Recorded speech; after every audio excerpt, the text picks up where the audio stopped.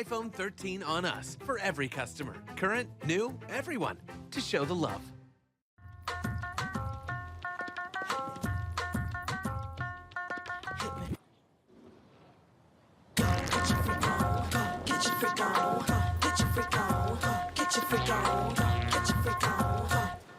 Black Star Network is here. Oh, no punches! I'm real revolutionary right now. Support this man, Black Media. He makes sure that our stories are told.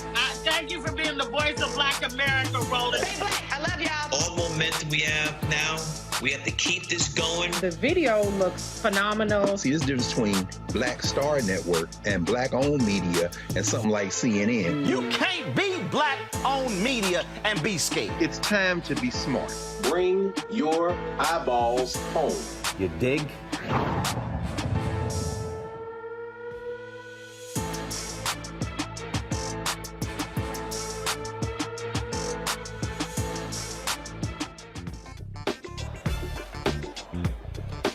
Today is Monday, June 13, 2022.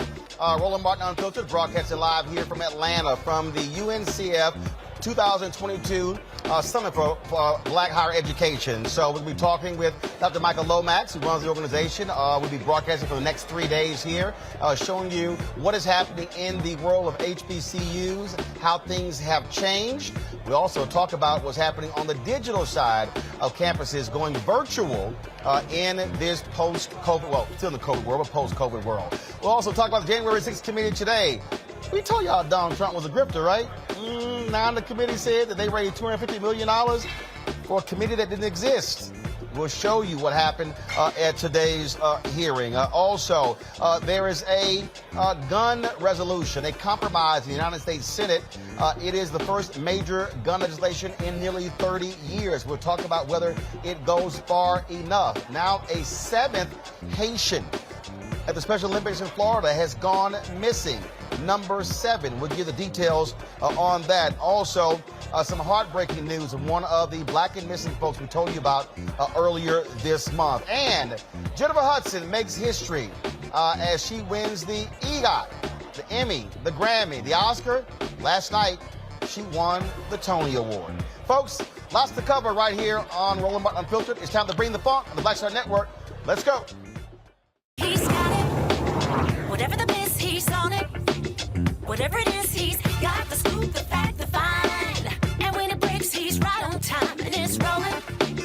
Best believe he's knowing. Putting it down from sports to news to politics. With entertainment just for kicks, he's rolling. It's on go, roll, roll, y'all. It's Roland Martin, yeah. Rolling with Roland now. He's funk, he's fresh, he's real, the best, you know he's Roland Martin now.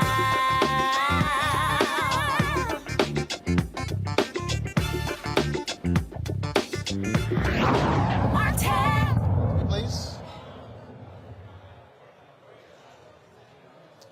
All right, folks, we are here in Atlanta for the UNCF 2022 Summit for Black Higher Education. Number of folks from all across the country are here meeting over the next 3 days to talk about various issues. It is a packed house. In about 30 minutes will be the opening session. We'll be carrying that live from Atlanta. And as I said, anybody who's been paying any attention, we have seen the resurgence of HBCUs across the country. There are a number of reasons, but we cannot deny the reality that with the death of George Floyd, there's been a significant financial increase to HBCUs, but also HBCU have seen explosion, many of them when it comes to students. Many of you may have seen the New York Times story yesterday. Those of you who watch this show, you didn't read the New York Times. We've been trying to tell y'all that for the last 3 years, what's been going on. Somebody who's been very much involved in the middle of this is Dr. Michael Lomax, who is the CEO of the UNCF. Of course, has longtime resident here in Atlanta, so he knows this place real well. Dr. Lomax, good to see you. How you doing? Hey, welcome to my town, man. Yeah, indeed. I'm glad to have you here. Well, I see you, and you dressed appropriately. That's the seersucker you got going on? A little bit of seersucker, but, you know, I'm not wearing my, Hey, look. great white African attire as you are. I'm from Houston. I know how to dress in the heat.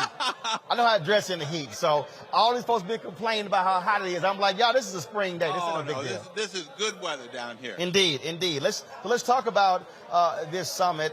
This is an annual gathering of the UNCF? Well, it is an interrupted annual gathering of UNCF. You know, we haven't been able to convene our community in 2 years. And there's a lot of pent-up demand. And there's a lot of new news. You know, there's a lot that has been happening. You know, if you were to wind the clock back to 2000, to March, when everything shut down and the pandemic... 2020. 2020. Right. And the pandemic was the news of the day. You know, I think if you were to ask black college presidents and black college students what's the future, they would say it looks pretty grim. Yeah. We're going to have to shut down campuses, go home. We're going to have to go online. Oh, no, I remember. My niece is a student at Howard University. I get the notice. I call her parents. I'm like, she's going home. Yeah. And so I had to go get her, bring her to our house. I had to call a friend. I was like, say, man, Howard is shutting down in 24 hours. He was like, what? I said, you need to come get your daughter. I mean, so people, they didn't know what was going on. Then it was like, well, classes come back in the fall. She came back to our house in the fall. She went to school at our house. So I'm like, because they couldn't go back to class. Yeah. Well, and that's right. I mean, we had a crisis. UNCF and black colleges got together and we said, what do we do to manage our way through this crisis? How do we stabilize our institutions and actually the academic experience of our students, because it was totally disrupted. Right. Your niece had someplace to go. She had someplace to go where there was Wi-Fi. Right. She had probably all this equipment you got in your hand. Yep. Think about most of our students didn't have that. So we had to jump in quickly. We had to provide Wi-Fi. We had to provide equipment. We had to help people find housing. In the fall, we had an early recovery, but it was only a partial recovery because a lot of our campuses could not open up. Right. And now, 2 years later, we're back. We're ending an academic year. We're preparing for another academic year. And guess what? HBCUs are more visible than they've ever been. They are attracting a new generation of students. They are attracting a new generation of philanthropy.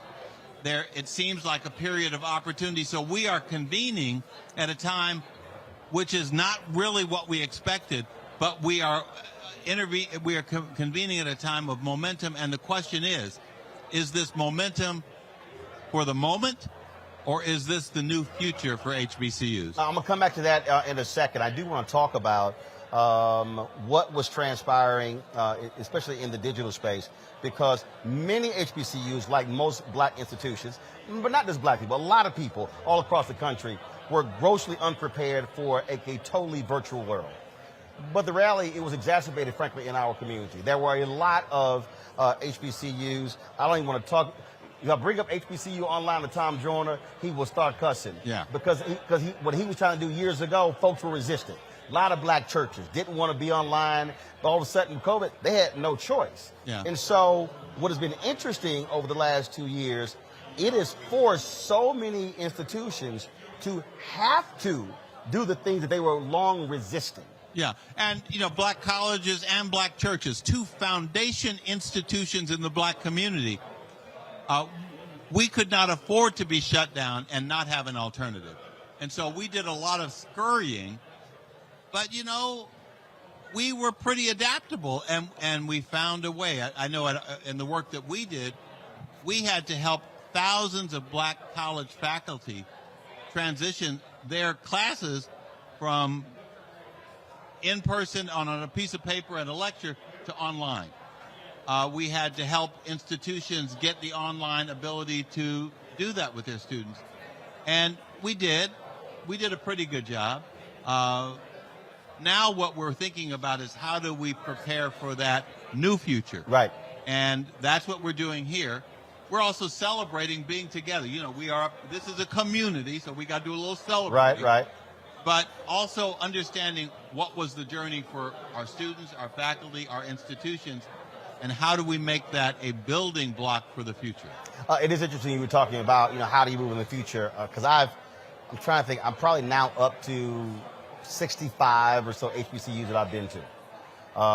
Done 14 commencements. And so I was speaking to the South Carolina State alumni at the beginning of the year. New president. And what was interesting is these alumni were so focused on new buildings and getting students back on campus. And I was telling them, folks, pump your brakes. You're talking about South Carolina State when you were there. I said, you now have a world where there are students who can actually finish from your school and they're in California. Yeah. And I said, and this is what I told the alumni. I said, I need y'all to back the hell off and let your president do what he needs to do. And to realize that this forcing mechanism that we call COVID actually is laying a foundation for a broader reach for HBCUs.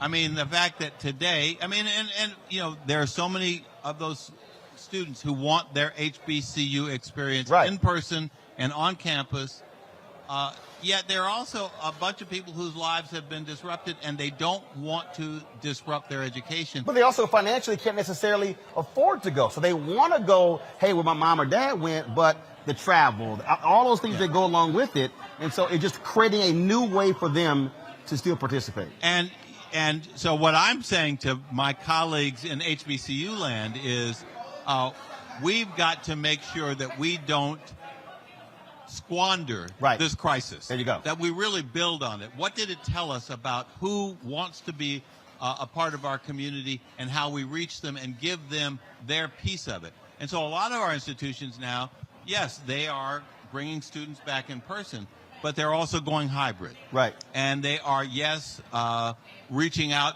to bring more students. And getting creative in the process of their teaching. And getting creative and extending their brand. Spelman College has created an adult learning program which is giving a bunch of black women who already have degrees an opportunity to have a Spelman experience. And how are they having that? They're having it online. Well, Morehouse said that if you had not finished, if you had X number of credits and you were looking to finish, they allow for them to finish at Morehouse those last 2 years. Now, let's just pause for a moment and remember what it was like back in the day when you had to show up, right, take that course, and we weren't flexible. Right. And so we've learned. Well, you being nice, you saying weren't flexible. Well, no, extremely resistant. Resistant. And I think we're gonna benefit from that. And we're going to give this experience to others. And I want to say, but I do want to lift up some real heroes and sheroes during this period. The first group I want to lift up is the students who didn't give up. Right. And that they have persisted. We've seen them having the opportunity this year for a graduation on their campuses. Think about, my grandson is a rising junior at Morehouse. So think what happened to him. He didn't have a senior year of high school. His freshman year was at my house. And his sophomore year, he's finally gotten to live on campus. Right. But he hasn't been on the Spelman campus because he's not in a class over there, so he's not allowed on it because they've had to be so protected. Right. Yet he is making satisfactory academic progress, and he's going to graduate in 4 years. I want to lift up those students because they've been incredible. I want to lift up the faculty who have stuck with our institutions and are now they're virtual faculty and in-person faculty. And I want to lift up the college leaders who have fought for black colleges over the last 2 years. And our black colleges are today, Roland, in stronger financial position because of the work that we did in Washington, D.C., getting loan forgiveness to the institution. $1.6 billion. $1.6 billion, getting funding out of the funds that came to our COVID institutions.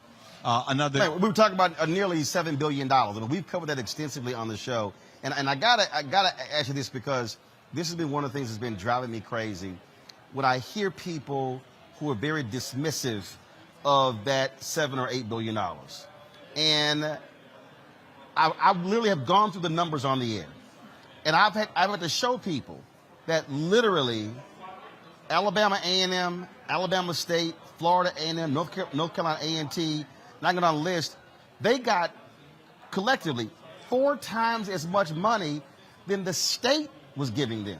Yes. So all these people who were saying, we've got nothing for black people from Biden, from the Democrats in Congress, the fact of the matter is that $1.6 billion in loan forgiveness is huge. Oh, look, that funding has been the cushion that has saved historically black colleges. And folks, loan forgiveness means you ain't got to pay the money back. Yeah, that's right. That's what it means. And certainly black colleges deserve and need more. But this is a down payment and a significant down payment. And it has been done by the White House, the Congressional Black Caucus, and our allies in the United States Congress. Right. That's a big deal. Can't dismiss it. And then there's been private philanthropy. Now the private philanthropy, the federal funds went to everybody. Right. The private philanthropy went to a smaller group of them. And while I welcome that philanthropy and I appreciate it, you can't just support 20% of black colleges and expect 100% of them to produce different results. So we still live in a time when black colleges are playing catch up, and where there is a focus on helping the well-known few, and not the entire community. Right. And on that particular point there, because when it comes down to the money, there was a tremendous amount of money that was doled out to black institutions after the death of George Floyd. Some called it white guilt. Some said this was the reckoning. To your point about this moment, or whatever, this is what I keep saying. We're operating what I call a third Reconstruction. Right. And so our mentality has to be that way. That we can't just be, okay, let's be satisfied for the last 2 years. Say, no. We've got to have this focus for the next 10 to 15, 20 years, what I call sustained investment. Yes. You know, the point you made about, you listed those black public institutions.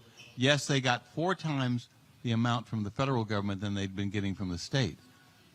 But the states were still underfunding them and have been doing that for 100 years. Yep. So 2 years don't make up for 100 years. Precisely. Well, look, I know you have. I got it. You got to give me the rap 3 times.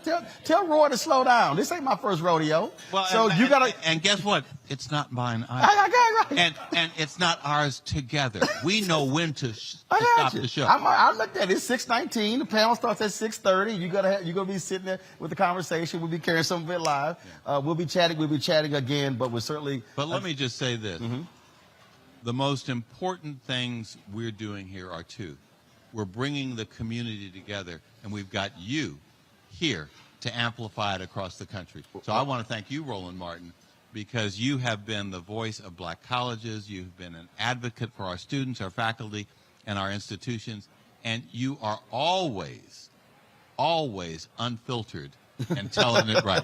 That's the only way. Well, look, so what's going to be happening, we're going to be, you have the panel inside, we're going to be cutting in and out, but we're going to be then restreaming the entire session. For everybody who's watching, the plenary sessions begin tomorrow, so we'll be actually live streaming all the sessions, all the plenary sessions tomorrow, as well as on Wednesday, and then the session on Thursday. And so you can watch those live. You can also watch the restream. You can also download the Black Star Network app. And so we'll be pushing that content out, and then also having, of course, all of our social media pages as well. So follow the UNCF on the social media platforms. Look for the hashtag UNCF Unite as well. And so, Michael Lomax, glad to be here. And so, time for you got to go. My handlers are pulling me away. I know. I mean, I was to my woosah. Tell Breathe over there. We good. Okay. It's just a short little walk into the ballroom. And I think I can manage. I think quickly. so. Thank you very much. Doc, I appreciate it. Thanks so much. Great to see you, Mark. I appreciate it. Folks, as I said, we're here in Atlanta at the UNCF Unite 2022 conference. And so we're going to talk about HBCUs with our panel. When we come back, we're going to take a break, and we'll be right back here. Roland Martin Unfiltered on the Black Star Network. Back in a moment. Verizon just gave us all a brand new iPhone 13. We've been customers for years. I thought new phones were for new customers. We got iPhone 13s too, switched to Verizon 2 minutes ago. Ours were busted, and we still got a shiny new one. Check it out. So wait, everybody gets the same great deal. I think that's the point. iPhone 13 on us for every customer. Current, new, everyone. On any unlimited plan, starting at just $35. All on the network more people rely on.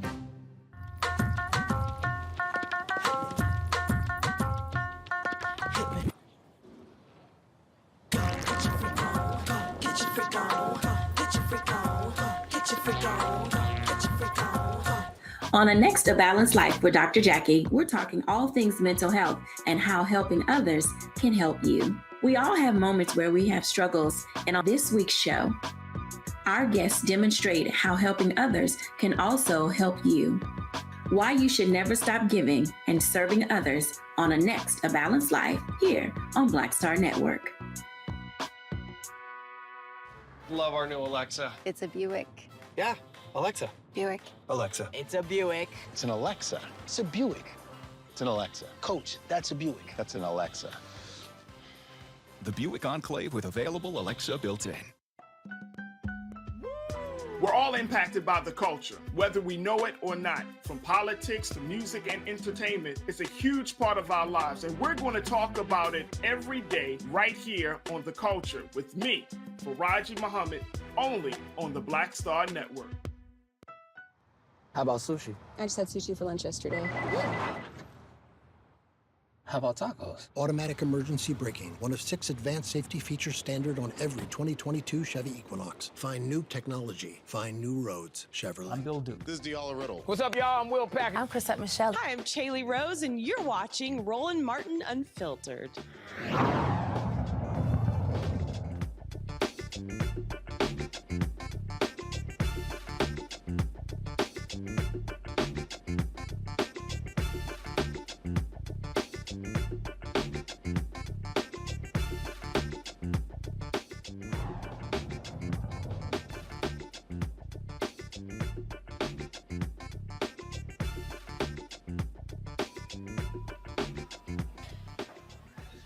All right, folks, welcome back to Roland Martin Unfiltered, broadcasting from Atlanta from the UNCF Unite 2022 Summit for Black Higher Education. Glad to have all of you here. Let me introduce my panel for today's show. Dr. Julianne Malvo, she's the Dean of College of Ethnic Studies, California State University, Los Angeles. Reverend Jeff Carr, founder of the Infinity Fellowship in Nashville, Tennessee. Dr. Jason Nichols, Senior Lecturer, African American Studies Department, University of Maryland, College Park.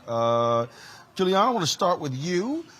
You, of course, former president of Bennett College. You heard what we talked about there with Michael Lomax. This moment that we're operating in, that there is a real resurgence, renewed focus on HBCUs. You have students who, many top students who are choosing to attend HBCUs over predominantly white institutions.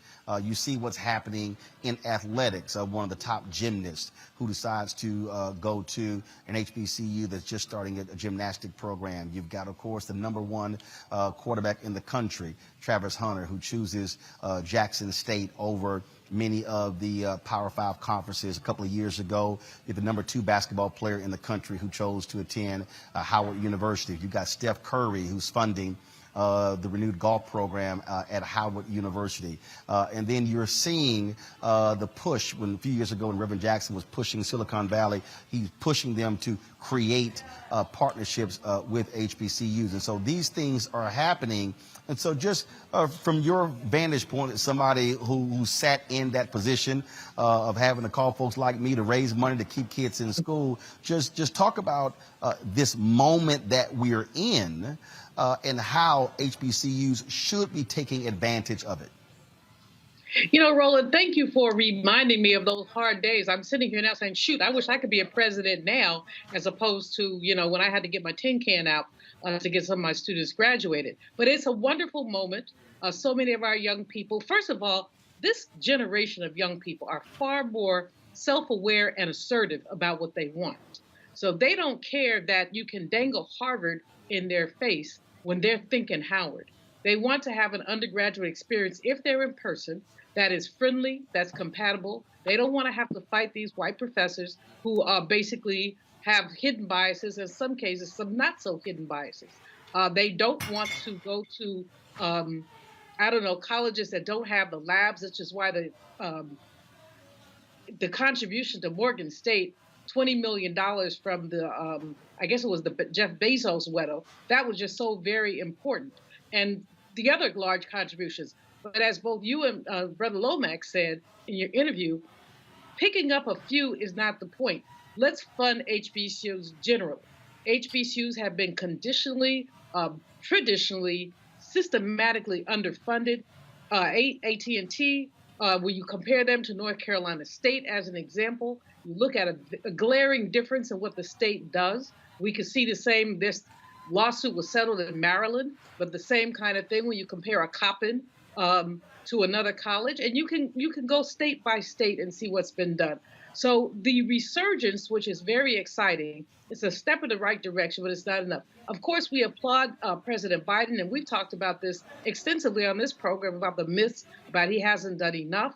Certainly, he hasn't done enough about a lot of things, but in terms of HBCUs, he's kept some of his promises, and we have to celebrate that. I'll dog you when you're doing wrong, but when you're doing right, we got to give him a little hand clap and say thank you. The persons that Lomax lifted up are the most important, the students. The students have brought their technology, their energy, and they're forcing us as higher education administrators to be far more flexible. Jeff, you're there in Nashville, of course. Fisk University, Meharry Medical School, they are located there. Just your thoughts in terms of, again, the resources that we've seen that have come the way of HBCUs, but also what you're seeing from students, what you're seeing from when a Megan Thee Stallion decides to go back to college and she enrolls in Texas Southern University. TSU talked about the tremendous response that they received from students who themselves said, wait a minute, I can go back and finish my degree. Yes, absolutely. And I shout out Megan Thee Stallion for that choice. Although here in Nashville, I got to remind you that Texas Southern University is considered the other TSU. Here we call ourselves Tennessee State University in Big Blue Country. Look, I'm from Houston. I'm from Houston now. So there's only going to be one TSU on this show. There sure Dr. is from Dr. the Glenda Glover, I love you, but but the elders here, we like to from go back to H-Town, 1920. You know, we like to take it back half a century before Houston saw an HBCU. But we understand because we're all part of the same family and tradition. And just like we are from the same family and tradition, we always have a right to joke like that because we're joking and making humor of good things. I'm a Tennessee State alum. My wife is a Fisk alum, so she is absolutely turning backflips, celebrating the fact that the top gymnast in the country is coming to her HBCU right up the street. So between Tennessee State, Fisk University, American Baptist College, Meharry Medical College, we can't minimize and we can't maximize the importance of these schools. Consider this. Those schools that I listed just now were the core of the civil rights movement that birthed the Diane Nashes, the C.T. Vivians, the Congressman John Lewises.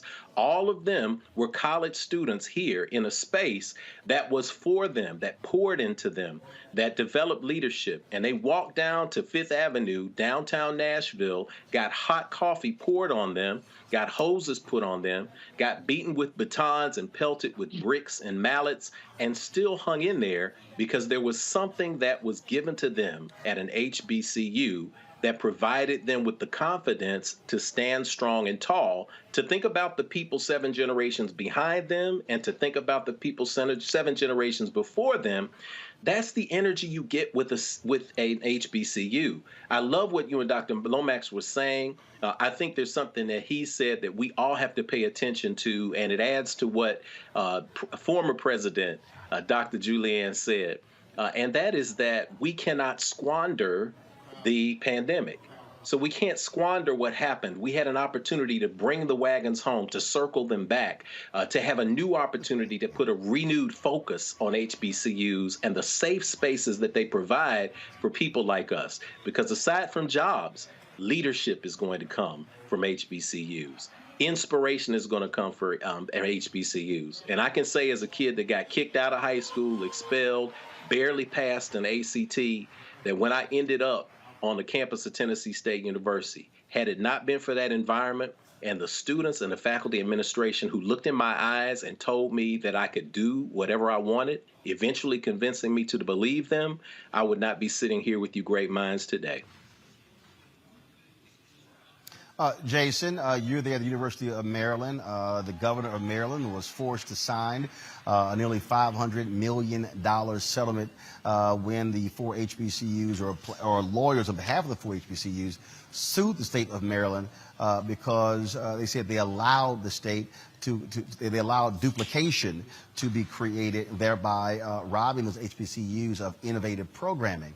That whole issue of underfunded. A committee in Tennessee came out and said that the Tennessee State had been underfunded to the tune of at least $500 million.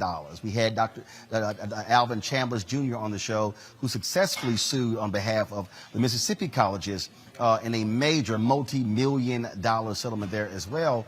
And I remember going down North Carolina when they were having some HBCU battles, and I was actually pushing black state legislators there to work with lawyers and sue North Carolina. I really do think these state institutions, these state HBCUs, lawyers should be looking at filing similar suits like the one in Maryland, and granted, it was 13 years, like the one in Mississippi and other places, against these states for their historic underfunding of HBCUs. Yeah, I would agree. And you know, I'm going to tell just a really brief story, my story, and that is, and some people may be upset with me, but I initially wanted to go to Morehouse College. And when I visited, a lot of the students were telling me stories about how underfunded they were and how some of, that it resulted in making it difficult to register for classes. And this is before we had online, registration and things like that. And that kind of solidified my choice to stay here in the state of Maryland and to attend the University of Maryland. If we had equalized the funding, I think you'll see even more competition. You'll see even more students wanting to attend HBCUs. And, you know, they get that family environment, although I will argue that here at my university, if you come to African American Studies, you get an HBCU experience on a PWI campus, and we will give you all the support, the kind of support that the Reverend was just talking about that he got at Tennessee State. But I will say that there has to be more equal funding. HBCUs historically get less revenue from tuition, so they need that extra funding in order to keep the lights on and to have everything that they need to be successful. And the state of Maryland essentially was robbing them, and finally that was handled in the courts. And you have to have that patience, as you pointed out, that it was a 13-year process. You know, we think things sometimes happen overnight. They don't.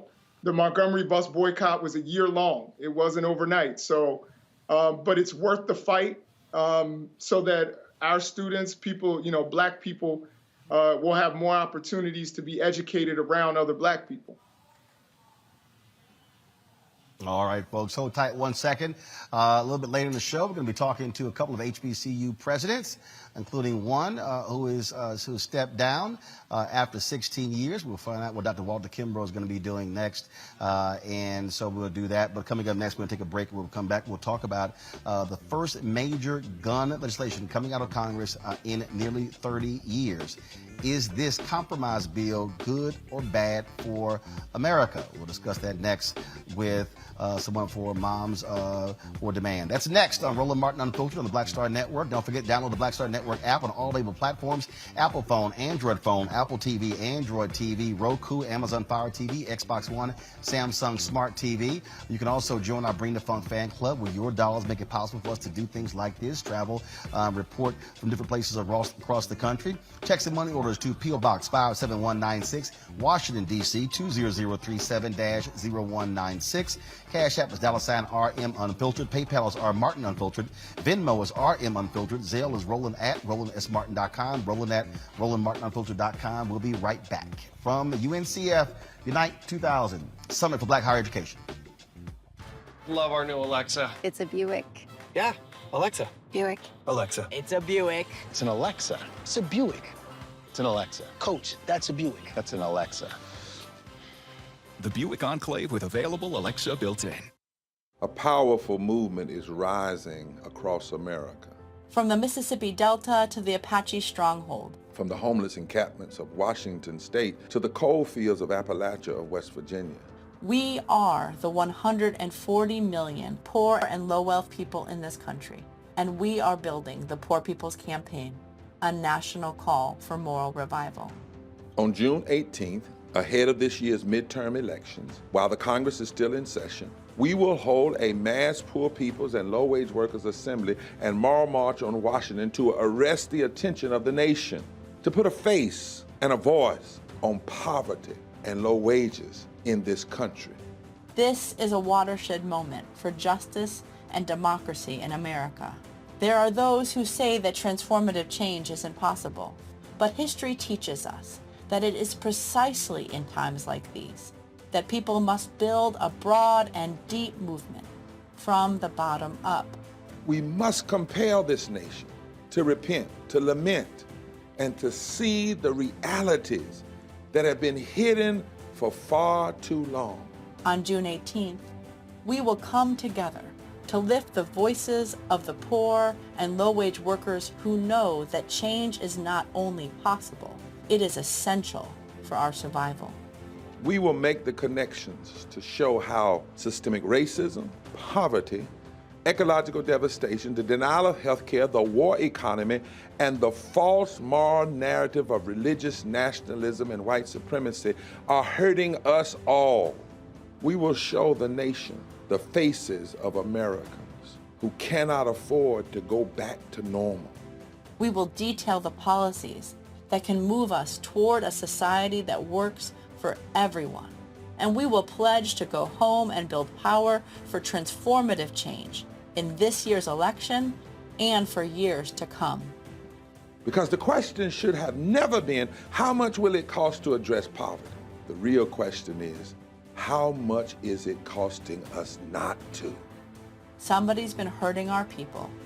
It's gone on far too long. And we won't be silent or unseen anymore. Join us in D.C. on June 18th. Build with us for a third Reconstruction in America. Visit poorpeoplescampaign.org.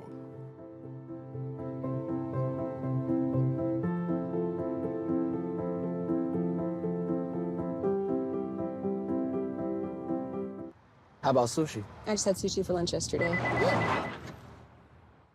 How about tacos? Automatic emergency braking, one of 6 advanced safety features standard on every 2022 Chevy Equinox. Find new technology. Find new roads. Chevrolet. Hi, I'm Vivian Green. Hi, this is Essence Atkins. Hey everybody, this is your man Fred Hammond, and you're watching Roland Martin, my man, Unfiltered.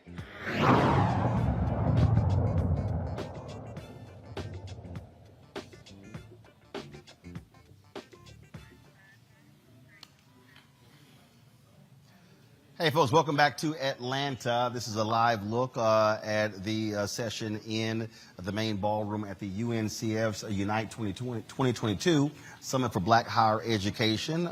There's going to be a discussion in a little bit moment.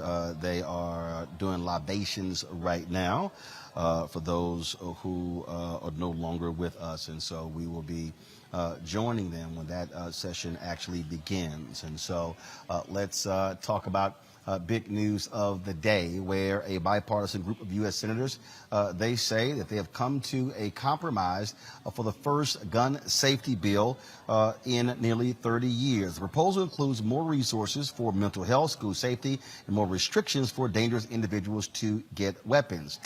At least 10 Republican senators are in support, giving that's assuming all 50 Democrats support this legislation. Of course, joining us now is Melody McFadden. She's a volunteer for Moms Demand Action, an organization fighting for public safety measures that can protect people from gun violence. Melody, glad to have you here on Roland Martin Unfiltered. So first and foremost, from your perspective, from the perspective of your organization, is this a good bill? I have seen a number of progressive commentators and other politicians say this is horrible, it is weak, it is bad, it's not good enough. The Democrats caved in. What is Moms Demand Action? What is their response to this bill? Our response is that this is a good first step after over 26 years of no action at all. So to take a step forward is a positive thing, and it will save lives if the Senate advances this bill and makes it law. So this is a good thing. One of the things that that I've heard, that this closes the dating loophole. Can you explain that? Yes, sir. And again, thank you for having me tonight. I'm so grateful to be with you. Our domestic violence survivors throughout the nation have been deeply affected by what we call the boyfriend loophole. The boyfriend loophole leaves an avenue open for someone that's convicted of domestic violence. Just because he's not the spouse or she's not the spouse, it still allows them to purchase a weapon and thereby have the opportunity to go back and kill a person that they're in a domestic violence dispute with, or to hurt them. So if this bill passes forward, the boyfriend loophole, as we call it, will be closed. A person that is under a domestic violence conviction will no longer have access to a weapon where they can go back and hurt their girlfriend or their boyfriend. It will not allow them, just because of their relationship status. A husband or a wife, if they were convicted of domestic violence, would not have that access, nor should a convicted boyfriend or girlfriend. And you talked about the first step, and this is one of those things that I think about the First Step Act, and there are people who are saying, okay, when is the second, when is the third? So it's not as if this bill gets passed in both chambers and goes to the president. There cannot be another bill. There are still people who believe that America must raise the age from 18 to 21 and must also ban assault weapons. That is true. That is very true, especially because this bill does have something towards that. That is why I say it is a good first step. It is going to expand background checks for those under 21 years old. It gives us a chance to speak with local law enforcement. It gives a chance for a state background check before a person can just presently, they can buy a weapon and walk right out with it. This will give us some time to do a proper background check, check some mental health issues, check some other issues so that a weapon shouldn't end up in the hands of someone that is going to hurt others or themselves. All right, Melody, with Moms Demand Action. First of all, we certainly appreciate you joining us. Look, y'all have been on the forefront of fighting this for quite some time. We will continue. And others. Absolutely, absolutely. Well, we certainly appreciate the work that y'all have been doing. Thanks a lot. I want to say thank you again because this honors my taken loved ones from gun violence. My mother was taken and my niece, Sandy Patrice. So thank you so much for having me. We appreciate it. Thank you so very much. I want to bring in my panel right now, Jeff, Jason, and Julian. And Jeff, I'll start with you. You heard Melody say there that it is a good first step. Again, I've seen others deride this bill, blast it as being awful, as being weak. Democrats caved. But the reality is, and again, in talking with Moms Demand Action and other groups, they said, look, there are good things in the bill. And if they were able to get something versus nothing, that was most important. I think that's exactly what we're talking about here. We're talking about everything in context. There's an old African saying, and depending on which country you're in, it's either how do you eat the elephant or how do you eat the rat? But the answer is one bite at a time. When we have rage, which has now become international rage around this issue of gun violence, if we do not find a way to provide steps forward to be successful, that rage leads to utter hopelessness, which manufactures more rage. So this bill is a step in the right direction. I think it's important to note that it's not going to be a be-all, end-all bill. No bill ever has. We have seen success in this country incrementally. That's not to say we're not going to reach the goal, which, in my opinion, from where I sit, is a full-out ban on assault weapons, period. But until we get to that space, we have to incrementally get what we can get. This bill has a number of notable sponsors. We see Lindsey Graham. His name is on this bill. We see Mitt Romney, whose name is on this bill. We also see Kristen Sinema, whose name is on this bill, and our good old friend Joe Manchin. So there's always that uneasiness when we see those names pop up, and we wonder whether it's going to have some teeth. But ask a person trying to take a steak down, it's better to have two teeth working on it than no teeth at all. So as we move toward getting the larger goal of this assault weapons ban, which is needed, this is a very important first step, and I hope we get to see this go through both houses with the correct number of senators needed to prevent the filibuster, and hopefully see this begin a journey toward removing the threat of gun violence in America. Jason, I've seen liberal commentators and others just call this awful and a waste of time. Your thoughts? I would disagree with them. And I understand that there are certainly other things that people wanted. I'm somebody who's pro-gun and pro-gun reform. I don't think those two things are mutually exclusive. But of course, I wanted things that weren't in this bill. But at the same time, we have to be realistic.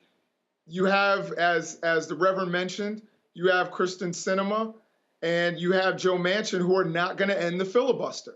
You need 10 Republicans. You're not going to get John Cornyn to vote for an assault weapons ban. You're not going to get Lindsey Graham to vote for an assault weapons ban. But you can get expanded background checks that will save people's lives. You can get red flag laws. You can end the boyfriend loophole. These are really important things that are going to save lives.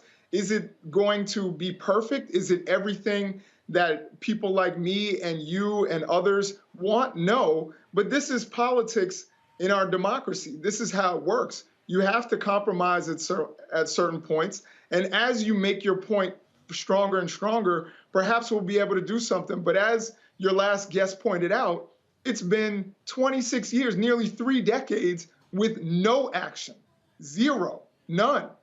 You know, since that assault weapons ban expired, there has been pretty much nothing done on this issue, even on things that were very popular. So the fact that you can get 10 Republicans to sign on to this and actually get some action and get a bill to Joe Biden's desk, possibly, I think that that's something to be excited about. And many of the people who have put so much sweat equity into gun reform, like the David Hoggs of the world and the Parkland kids, they are excited about it. So I think it's not perfect, but it is something, and it's something that's a lot more than that's happened in 3 decades. Julian, Yank Uger, of course, with the Young Turks, was not happy at all. This is how he responded to a tweet by Senator Chris Murphy. He said, "Sure, pass it." Y'all should be able to pull it up, folks. Can you pull it up? Sure, pass it, but it's nearly useless, other than as political cover for Republicans and Democrats who don't want to appear to be doing nothing. This doesn't even seem to have a single one of the really benign suggestions McConaughey said the other day in the White House. You know, Roland, there's a saying, don't let the perfect get in the way of the good.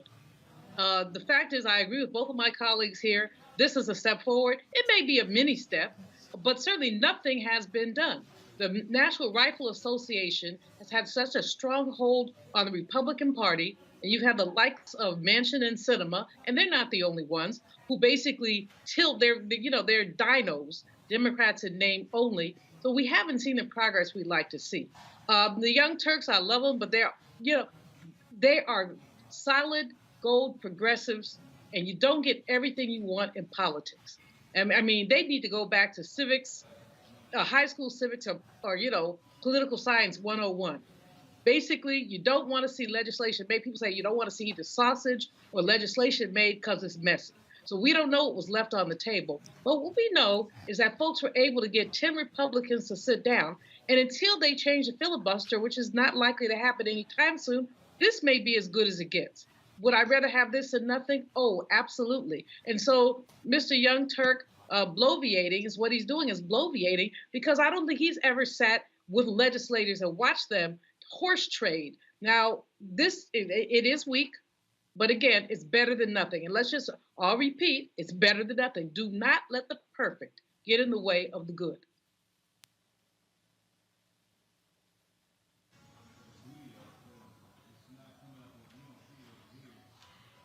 You don't see what? Alex, we're still up? Okay, all right then. So we momentarily lost the feed here, folks, and so glad we are back up. So y'all let me know what the heck happened there. Julian, finish your comment before I go to the break. Sure, all I was saying is don't let the perfect get in the way of the good. I agree with my colleagues, but I think we've got to move further, and we have to disempower the National Rifle Association that has a stranglehold on thinking, on simple thinking. These people do not think. With all these people died dead in a supermarket, in an elementary school, they still want to have business as usual? They need to be voted out yesterday. All right. Folks, hold tight 1 second. When we come back here from Atlanta at the UNCF's Unite 2022 Summit for Higher Education, Black Higher Education, we'll talk with the outgoing president of Dillard University, Dr. Walter Kimbrough, a good alpha man. And we'll also, of course, talk more about what's happening here at this summit. In addition, in the next hour, we'll talk about January 6th committee today. Eugene Goodman testified for the first time about what happened. He, of course, was a black cop who saved a lot of members' lives redirecting those white domestic terrorists on January 6, 2021. We'll discuss all of that on Roland Martin Unfiltered right here on the Black Star Network. Back in a moment. iPhone 13 on us for every customer. Current, new, everyone. To show the love. How about sushi? I just had sushi for lunch yesterday. How about tacos? Automatic emergency braking, one of 6 advanced safety features standard on every 2022 Chevy Equinox. Find new technology. Find new roads. Chevrolet. On the next Black Table, with me, Greg Carr. An amazing conversation with one of the most important thinkers of the last century. If you've ever taken an African American Studies course, he is one of the pioneers that made it possible. We didn't come to UMass grateful to be there. We brought in people that were better than the white people that were there. Professor John H. Bracey Jr., historian, activist, prolific author, and amazing teacher. He joins us on the next Black Table, only on the Black Star Network. Love our new Alexa. It's a Buick. Yeah, Alexa. Buick. Alexa. It's a Buick. It's an Alexa. It's a Buick. It's an Alexa. Coach, that's a Buick. That's an Alexa. The Buick Enclave with available Alexa built-in. On the next Get Wealthy with me, Deborah Owens, America's Wealth Coach, you'll hear from Elizabeth Davis. She left a flourishing career in the construction industry to build her own business using her same skill sets. And oh, by the way, now a multi-million-dollar business. Every day I was looking at my numbers rather than looking at them weekly or monthly. When you're first starting your business, my recommendation is look at your numbers every day, because are they balancing out each day? If they're not balancing out for 3 days in a row, that means your week is going to be off. That's right here on Get Wealthy, only on Black Star Network.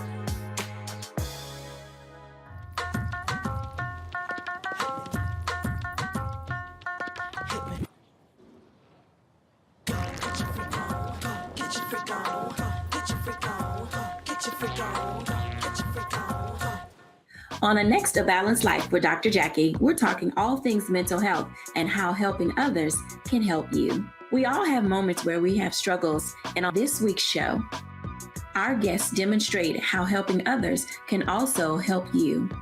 Why you should never stop giving and serving others on a next A Balanced Life here on Black Star Network. Hi, everybody. This is Jonathan Nelson. Hi, this is Cheryl Lee Ralph, and you are watching Roland Martin Unfiltered.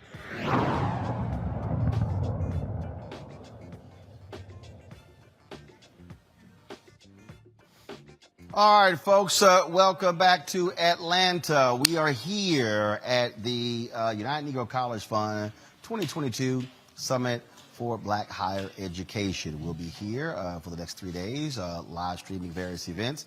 There's a session happening right now. Let's do this here. Let's go live to this session. Let's see what they're talking about.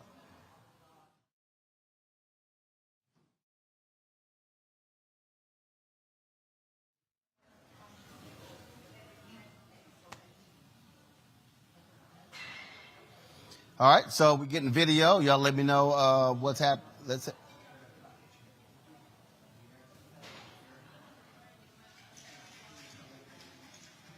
All right, we're not PGIM, which is the asset management arm of Prudential, is the 10th largest asset management in the world, with over $1.6 trillion in assets under management, launched a new program called HBCU Strategic Initiatives, led by my colleague Timothy Woods, who is here as well.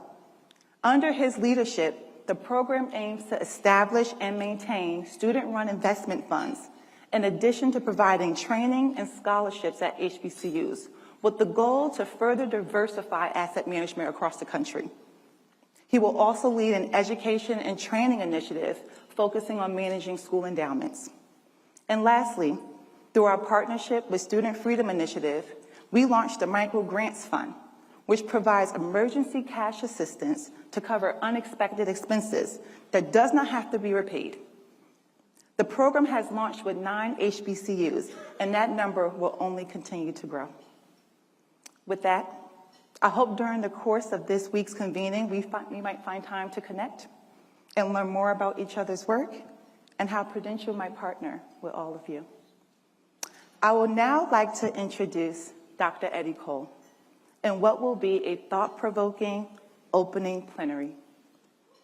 Eddie Cole, PhD, is an associate professor of higher education and history at UCLA. And he, of course, is going to be having a sit-down chat with Dr. Lomax, who will be carrying some of that as well. Right now, we're joined by the outgoing president of Dillard University. No, he wasn't bounced out. He decided to leave on his own. Dr. Walter Kimbrough, he was formerly the president at Philander Smith. 16 years as president? How long? I'm in my 18th year. 18th year. Yeah. Your 18th year. It's a lifetime. And so, good alpha man. Glad to see you here. So, first question, what you doing? Did you just say, you know what, it's time to step down and recharge and find out what's the next thing for you? Yeah, so, I always tell people, blame it on me growing up United Methodist with this itinerant ministry. So 7.5 years at Philander, going into my 10th year at Dillard. And I think the pandemic gave everybody a chance to think about a lot of things. And for me, when I think about it, I'm 55, turned 55 this year. I'm 7 years younger than the average college president, but I spent a third of my life as a college president. So it's time to sort of think about what should I do next. So I had a conversation last summer with Janetta Cole, and she did the same thing at Spelman. Entering her 10th year, she said, I'm leaving. And, of course, she's a record-setting president at Spelman. And I called her and I said, why'd you make that decision? She said, Brother President, it's good for the institution, and it's good for you, too. And it's the way that she said it, it convicted me. I was like, yeah, do something else. You still got time to be creative. You can still stay in the HBCU space, but, like you, I'm a graduate of the University of Georgia. So there's opportunities in the predominantly white space as well. So I'm open to new opportunities. So I juxtapose what you just said to Dr. Harvey, who just retired at Hampton. And he was there, 40? So, yeah, like 44 years. 40 plus years. I mean, that is a very long time. First of all, it's rare to have somebody be the president of an HBCU or any institution for that long. But also, I think it's a part of it. I also look at this as when you've left a place in the right position, then frankly, you make it easier for the next person to take it to the next level. Right. No, exactly. I think that institutions like HBCUs, a lot of institutions are living organisms. And so Dillard today is not the same Dillard that it was 10 years ago. We were still rebuilding from Hurricane Katrina. We didn't have all of our buildings open. So it's a very different place. And so as the institution grows, there's somebody who has different skills and strengths that will help at this point in time. And I want a different experience too. So how do I grow as a person and look for those as well? And I don't think people think about that. They're just like, I'm going to ride this until the wheels fall off. I'm like, that's okay. But, everybody knows people who retire on the job as well. And I'm not going to be that person. So I want to make sure I get different experiences. And because Dillard is in a really good place, let someone come in with new creativity, new energy, and take us to another level. That's a win for everybody. I look at one of your counterparts, Dr. Ruth Simmons, who stepped down at Prairie View A&M University. Although I'm still trying to figure out what's going on there. But I read the statement, I was kind of like, I was trying sort of reading between the lines. I didn't get the sense that she was ready to leave, but I'm gonna try to have a conversation with her eventually. Right. But walk folks through, and definitely, Juliana is on our panel today. First of all, you last in 10 years. It's a whole. I mean, if there's one untenable position, it has been a lot of HBCUs. I mean, shuffling presidents in and out, a lot of instability, changing of leadership. I mean, that is a detriment to any institution when you have that much turmoil. I've heard from HBCU presidents who said that the stress, the constant fundraising, battle with alumni and boards of trustees, some folks are like, you know what, I'm just not dealing with all of this. Yeah, no, it's so, I've started to study to look at those 10 years, and for all college presidents, the 10 years have dropped. So I think the average now might be 6 years for all college presidents. For HBCUs, it was hovering around 4. So really, I mean, people get one contract, their first contract, 3, 4, 5 years, and they're done if they make it through that. So it's one of the, it's just hard. I heard Cornel West say once, that when you lead people who sometimes hate themselves, there's a cost that's wrought from you. I believe that. You just see it. It's just people who are dealing with their stuff. And sometimes as a president, I've learned to not take things personally, because sometimes people are lashing out and it might be at me and it has nothing to do with me. It's stuff going on. And when you start digging in those layers, you're dealing with hurt people. And so you got people who got issues at home. They got financial challenges, just being black in America, all those things. And you lead that group. It's a hard job. I've said this, and I tick some folks off. And first of all, I've ticked some people off for a very long time. I don't really care, because actually, before I ask that, before I talk about that, here's one of the things that does bother me. And I want to, because you said it, so you went to Georgia, and I do believe this is a problem in the HBCU world, where there is this attitude or distrust of folk who are black who didn't go to HBCUs.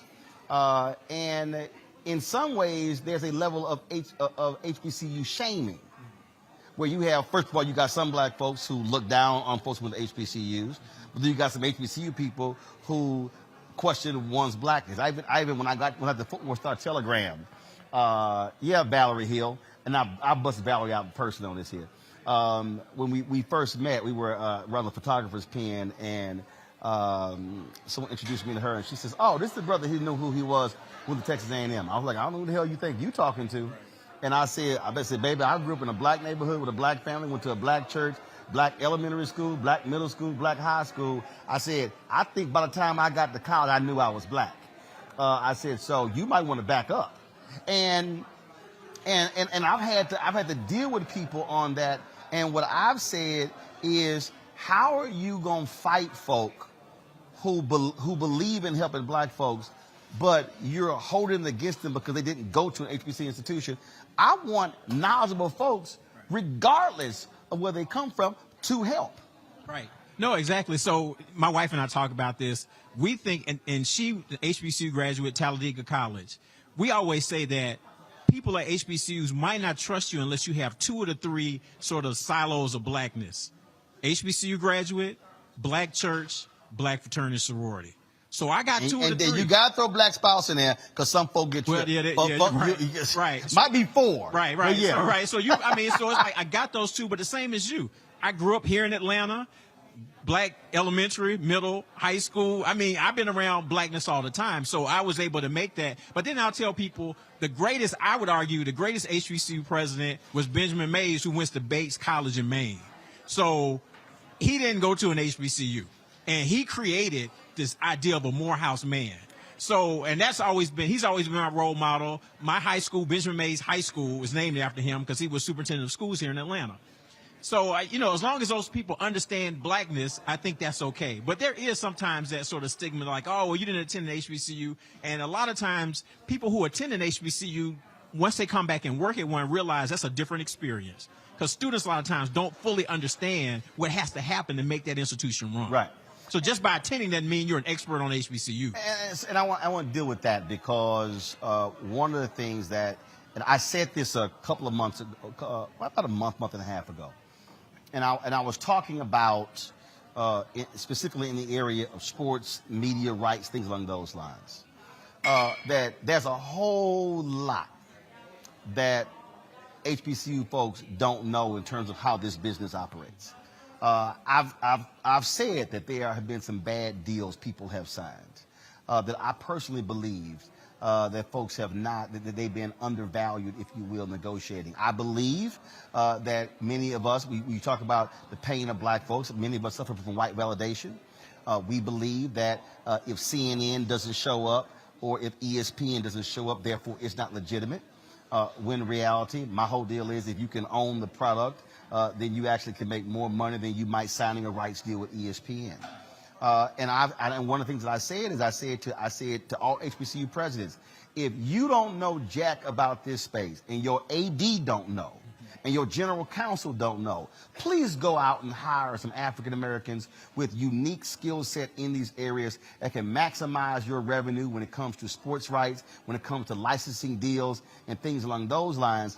And that rubs some people the wrong way when I said that there are people who are sitting on boards of trustees right now who ain't got no business being on those boards. I said, now y'all can be mad all y'all want to, but I also see it in black organizations. I fundamentally believe that there has to be a massive shakeup in what I call black leadership, because we got a lot of nice people, but they simply don't have the expertise for the areas and the size of the budgets they're governing. Right. Your thoughts? Right. No, exactly. So, I mean, it's interesting you said that. And you were sharing some information with me about that. Our athletic conference, Gulf Coast Athletic Conference, we're small NAIA schools, but at our president's meeting last week, we were having these conversations to say, what's the best package for us, working with some African-American companies to say, how do we, share our content? Can we do it through TV? Can we do it streaming? How do we get that revenue? So we're having that conversation even as a small, and realizing we don't have the expertise. So let's go out there and reach, and every company that we've been talking to and getting these RFPs for are black-owned companies to help us do exactly what you said. So there are some of us who are listening, because I think you're right, and I think you made the point. You're saying people are excited. You're on ESPN3, but you're still watching that online, so it's not like you're on regular ESPN. Nope. You ain't getting nothing from it. Right. So you're just saying, so if you on get ESPN. if you getting zero, right, all you getting is just say that we're on ESPN. Right. And I'm sorry, that just makes no sense to me. Right. Because I've traveled. I mean, like I said, Dr. Lomax, I've been Dillard. I've probably been in Philander. Right. I've probably been, I think I'm around 65 HBCUs. And every time I go to one, and it's just natural for me, I access media, I access equipment, I access facilities. I've said to every single one of the HBCUs, look, I have experts on my show all the time. Every HBCU should have basically a Skype room with their monitor, with their camera, where their professors can come in, do interviews, things along those lines. I say it because that's what University of Virginia does, and A&M and other universities. And every time when I throw this thing out, people are like, man, well, we ain't got the money. I said, y'all, we do stuff with this show. And we did a broadcast, and the cast from NBC were like, damn, we were watching that march y'all covered. How in the hell y'all look that good? Y'all had 3 people. But when you know what you're doing, right, then you can make that thing pop. And so that's where, I'm always there. My whole deal is, don't lead with we can't, or we ain't got this, or well, no. Say, what's possible? Right. What's doable? What can we do within parameters of this budget? Right. No, I agree. And I think part of it is just making sure that we're getting our people to be out there, to be accessible. We got to understand that things operate in what I call, or journalists call, internet time. So, for example, if you send me a text and say, hey, I'm doing X, Y, and Z on the show, you're not going to wait for me for hours to respond to you, because you got to keep moving. So I'm going to text you and say, yeah, I'm good, or no, I can't do it. And sometimes we don't have that mindset. We want to run through and let me send this to this person. That we don't have time for all of that. So we miss opportunities. Doc, I can't tell you how many people I've told that to, and I said, oh no, I can't do it today. How about Thursday? This going to be a whole new story on Thursday. Right, it's a new cycle. Right. So we got to still keep learning that. So I think you got to keep giving that message out. And people, because they'll ask us, Dillard, I've shown them, media ad values. We have companies that will show how much of a media value you're getting for these appearances. When I first got Dillard, it was $15 million. Last year was $85 million. And there's more than most of the people in the city of New Orleans. And if you do per student, it's even more than Tulane. So it's like, well, how are y'all doing that? Because we take advantage of the opportunity. There you go. And black media counts too, and people don't understand that, but they counting all of that. They counting all of Sustained. that. So if I got Dr. Robert Collins on your show, yes. they count that. That's my it. media value. There you go. There you go.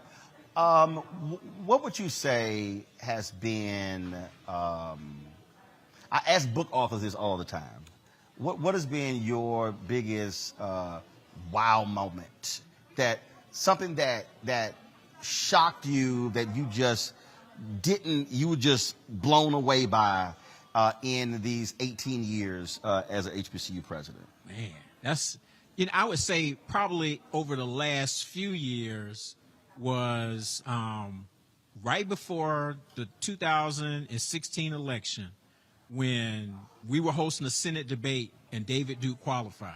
First of all, I was shocked that he qualified. Now, I think they still rigged the numbers because he had never polled above 3%. And the week before our debate, he gets to 3%, and then he drops right back down. So I think it was good TV. So I was like, but, the outrage that people had, and I kept telling people, we missed the sign that things were about to change in this country. So when you saw Trump get elected, people were shocked. I was like, I wasn't shocked because I saw Duke pop up, and I don't think it was a signal. Yep. It was a signal. So that was just how people responded, and people, got in their feelings and wanted us to shut things down. And we didn't want to be activists and say, well, how do we prevent those things from happening? We just want to holler and scream and say, well, don't let him speak on campus. Well, that's not doing nothing. You got to get out there and do some other things. You got to vote. You got to do these things. And we didn't want to do that. We just want to complain. So that was a shock for me to watch. But once I look back on it, I was like, oh, that was a sign that everybody missed, that this Trump thing is about to happen. You took a lot of heat when Candace Owens came to Dillard. Yeah, a little bit. Not too bad. People were upset, and I was like, no, let me tell you, that room was packed because students wanted to hear, because it's like, who is this black girl riding for Trump like this? And it's like, y'all need to learn how to make arguments with some of these folks. I think that was a value for me. It's like, how do you study and listen to some of the nonsense she's saying? And it sounds good. She can make it sound good, but she don't have her facts right. But y'all got to learn how to be able to deal with the facts. I think that the issue now, listen to Bill Barr today, Trump has created this environment where people are not interested in facts. No. I got people telling me stuff about HBCUs, and I'm like, I've been a president for 18 years. Right. They can't even spell HBCU, and they telling me my facts are wrong and Trump is right. Well, we've experienced that over the last 3 or 4 years, but every time something would happen, and all of these, they would have these black folks, they would jump out and they would start hollering and talking. I'm like, whoa, y'all know what the hell y'all talking about? Nope. And then you would come on Twitter and lay this whole thing out, and people they would try to throw something else out. It was kind of like, y'all, like, you have no idea. I remember, right, I remember there was somebody who was trying to tell you, you're like, yeah, I've only actually been a president. Right. I'm looking at actual budgets. You're talking about what you heard this man say. It's like, I'm looking at my budget. I'm looking at the federal budget. I'm looking at his budget. I'm looking at all of it. I'm looking at real numbers. And you did come back and just say, well, you just don't like Trump. It ain't about me liking him. Let's deal with the facts. Right. You know what I'm saying? So, yeah, we got to do better. Most, I got to say the wow moment, but that most enjoyable moment or thing that you've experienced? Every year for me is graduation. It's just, and the stories, like this year we had the young lady who, it just went viral. She texted me at 4:45 in the morning saying, I am not going to make graduation. I just got admitted to the hospital to have this baby. And we had been talking for weeks to try to figure out how I was like, all right, so you think you're going to make it? Well, the doctor's going, induce later on. I said, okay, well, if you're feeling funny at the ceremony, we're going to move you up and get you out of there. So she didn't make it to the ceremony. So I was like, all right, well, give me your schedule. My wife and I went down the next day, gave her degree. And it was all over everything. People just shocked. I was like, this is what I would do for any student. That's just, so it's somebody like her, or it's when we gave Garrett Morris, who was a Dillard grad, honorary degree. That's one of my favorite Dillard pictures because he's just leaning on me, just bawling. And it was just, like this guy is over generations. Older alums know him for Saturday Night Live, me for Jamie Foxx and Martin. He's on Two Broke Girls. He's just this long career. But to see him on that stage with these big tears because he's getting his honorary degree is something I'll never forget. That story absolutely did go viral. And now, so I got to ask you this here. There are some presidents who cannot stand the students who come on the stage dancing or doing something. But then you got like Winston-Salem State. Yeah. He encourages it. His whole deal is like, look, this y'all day. Right. Well, where do you come down on that? So it doesn't really bother me. I remember when I was at Albany State, we used to laugh. I was a VP down there, and the VP, she would say, graduation is a dignified ceremony. As soon as she finished that, the air horn started going off. We were like, Dr. Brown, get us up. It's not going to happen. So it's like, and ours having at Dillard, you got a couple who will do it. Hadn't been just excessive. So it's cool. I'm just like, don't slip, because if you fall and hurt yourself, I'm clowning you. And it was like somebody this year when the speech fell. I'm like, see, you never going to live that down. Right. So be careful. Right. You're going to be a meme forever. forever. Right, forever. So just make sure that they can get slick up there. Don't fall, because if you do, I'm laughing. All right, so, okay, this is the last question, and I know I got my Poor People's Campaign guest.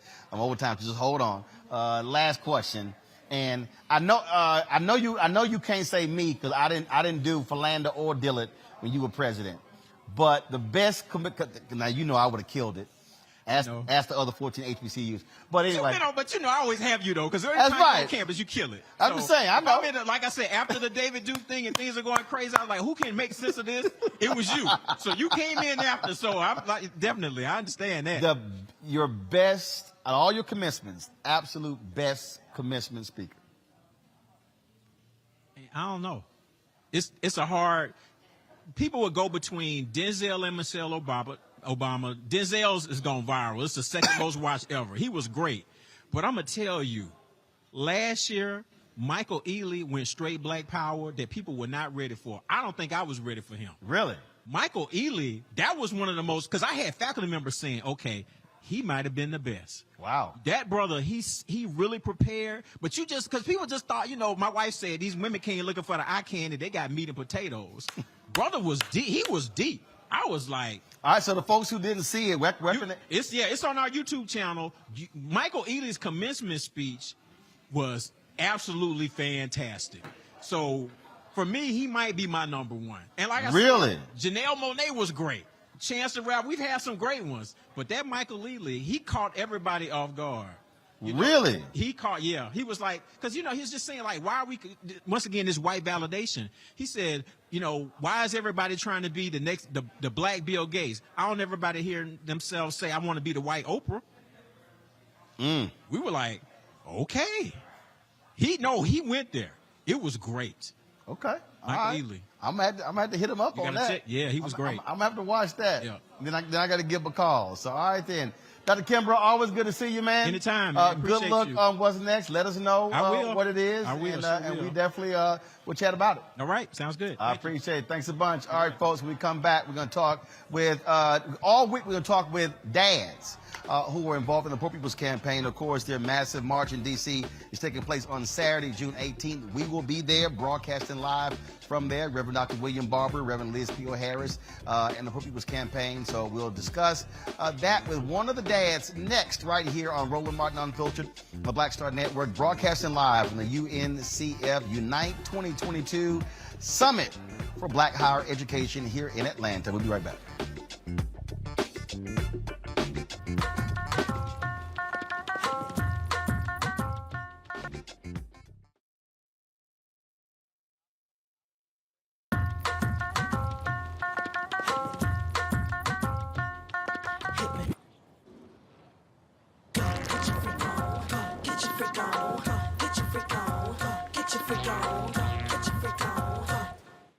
A powerful movement is rising across America.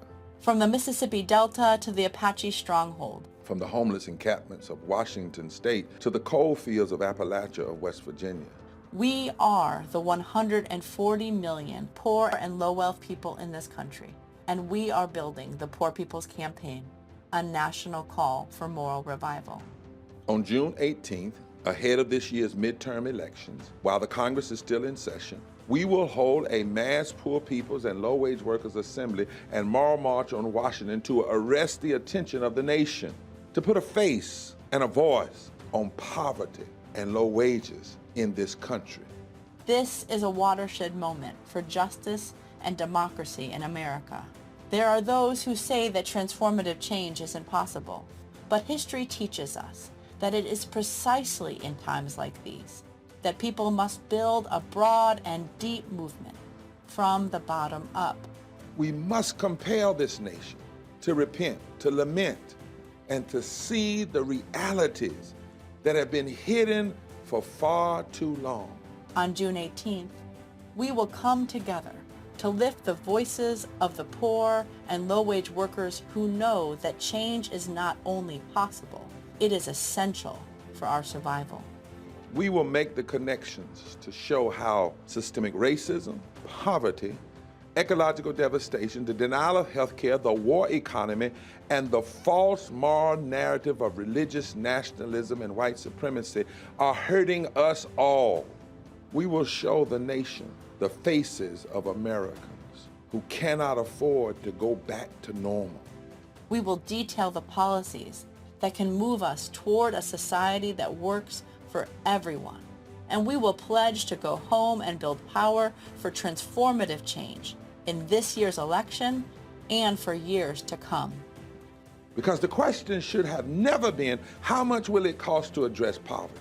The real question is, how much is it costing us not to? Somebody's been hurting our people. It's gone on far too long. And we won't be silent or unseen anymore. Join us in D.C. on June 18th.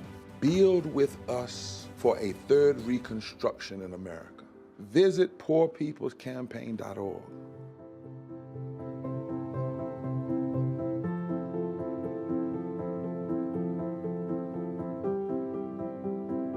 Love our new Alexa. It's a Buick. Yeah, Alexa. Buick. Alexa. It's a Buick. It's an Alexa. It's a Buick. It's an Alexa. Coach, that's a Buick. That's an Alexa. The Buick Enclave with available Alexa built-in. Hey, I'm Deion Cole from Blackest. What's up? I'm Lance Gross, and you're watching Roland Martin Unfiltered. Partnerships emerged out of this. But ultimately, the wealthier universities with more resources understood that to have system-wide change within U.S. higher education, you had to look toward black colleges and universities. Hundreds of thousands of dollars went into these programs. This is so critical to how we even make sense and even think about affirmative action today, because these partnerships were so critical, all right? Now, with that said, somewhere along the way, those wealthier institutions turned their attention away from the black colleges and universities and turned their attention inward to just themselves. This photograph here shows Rudolph Jones, president of Fayetteville State, at the MIT conference. But as you had black leaders at MIT coming up with these programs, you also had whispers among some white academic leaders and white faculty that looked like some of these quotes. Coming across the archives, you can imagine how I felt when I saw this quote from the president of the University of Wisconsin that said, "I personally, at first, was rather doubtful about this approach since I thought that integration would eventually wipe out the predominantly Negro label."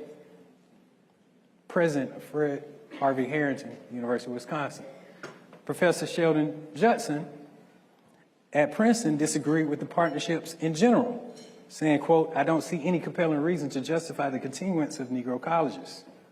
My feeling is that effort should be toward non-segregated rather than segregated institutions." You see, ultimately, these partnerships failed quickly on the same robust level that they were initially planned to be. Because by the late 1960s, officials at Tuskegee were sending letters to University of Michigan officials asking questions about what had failed and what was going wrong and why the University of Michigan had not come through on some of its promises with regards to these programs.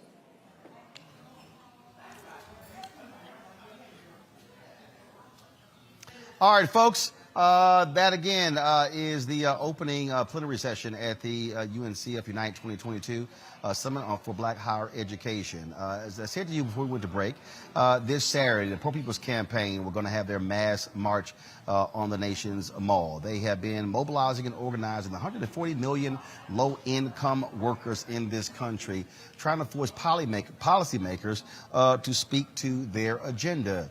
Stuart Acuff is one of the folks who has been out on the front lines using his voice to speak to others on this very issue. Stuart is the father of two, retired union leader, community organizer for more than 40 years. He joins us from Jefferson County, West Virginia. Stuart, glad to have you here. One of the things that Reverend Barber is consistently talking about regarding the Poor People's Campaign, which was really what Dr. King laid out when he originated this idea, was that this had to be a multi-racial coalition. That whether you were white, whether you were black, whether you were Latino, whether you were Asian, Native American, if you broke, you broke.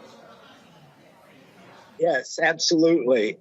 Ultimately, until we resolve economic justice, every other kind of justice we resolve is inadequate, is incomplete until we resolve the question of economic justice. Dr. King understood that, and he understood that there's power in our numbers, and when we pull all of our numbers together, we can win. And in fact, that's the history of the American labor movement. It's the history of the American civil rights movement, which was very well connected to the American labor movement, particularly in the person of A. Philip Randolph, who was one of the greatest organizers America's ever seen. And so I think Bishop William Barber and Reverend Dr. Liz Theo-Harris, they understand it as well. It's not just a sentimental reach back to Dr. King. It's rather picking up the cross that Dr. King was carrying when he was murdered, and pulling it forward across America, across all our people, all our races, all our genders, all our ethnicities, all our languages, everything that could divide us. And this, one could argue, is the most noble task of humanity, is to unite the victims of oppression. Have you been surprised at the reluctance of the Biden White House to meet with not only leaders of the Poor People's Campaign, but also affected workers? Reverend Barber and Reverend Harris said, look, you can't just meet with us. You got to meet with actually affected workers. And this administration has just simply been unwilling to set that meeting and make it happen. Well, yes, and it's sad, and it's wrong, and it's foolish. I'm a big supporter of the president. I was a Bernie supporter, but I watched what Southern African Americans did and said, and they led the country in Biden's direction. And but Biden brought with him a whole circle of old sort of status quo corporate Democrats. And I can imagine that circle around him saying, well, why would you want to do that? And you would just, you'll just antagonize Joe Manchin. And we've got to have Joe Manchin, and Bishop Barber's been after Joe Manchin. Well, hell, Joe Manchin's the problem. And so if that is holding the president back, then that is itself the problem. So I don't understand that. And I understand this question of we've got to deal with the reality of the numbers. That's absolutely right. But we also have a future to deal with. And we have to make the case in action for the elections next November. And part of what we're going to be doing on Saturday is with thousands and thousands of people from all across continental America, 43 different states, I think, are coming.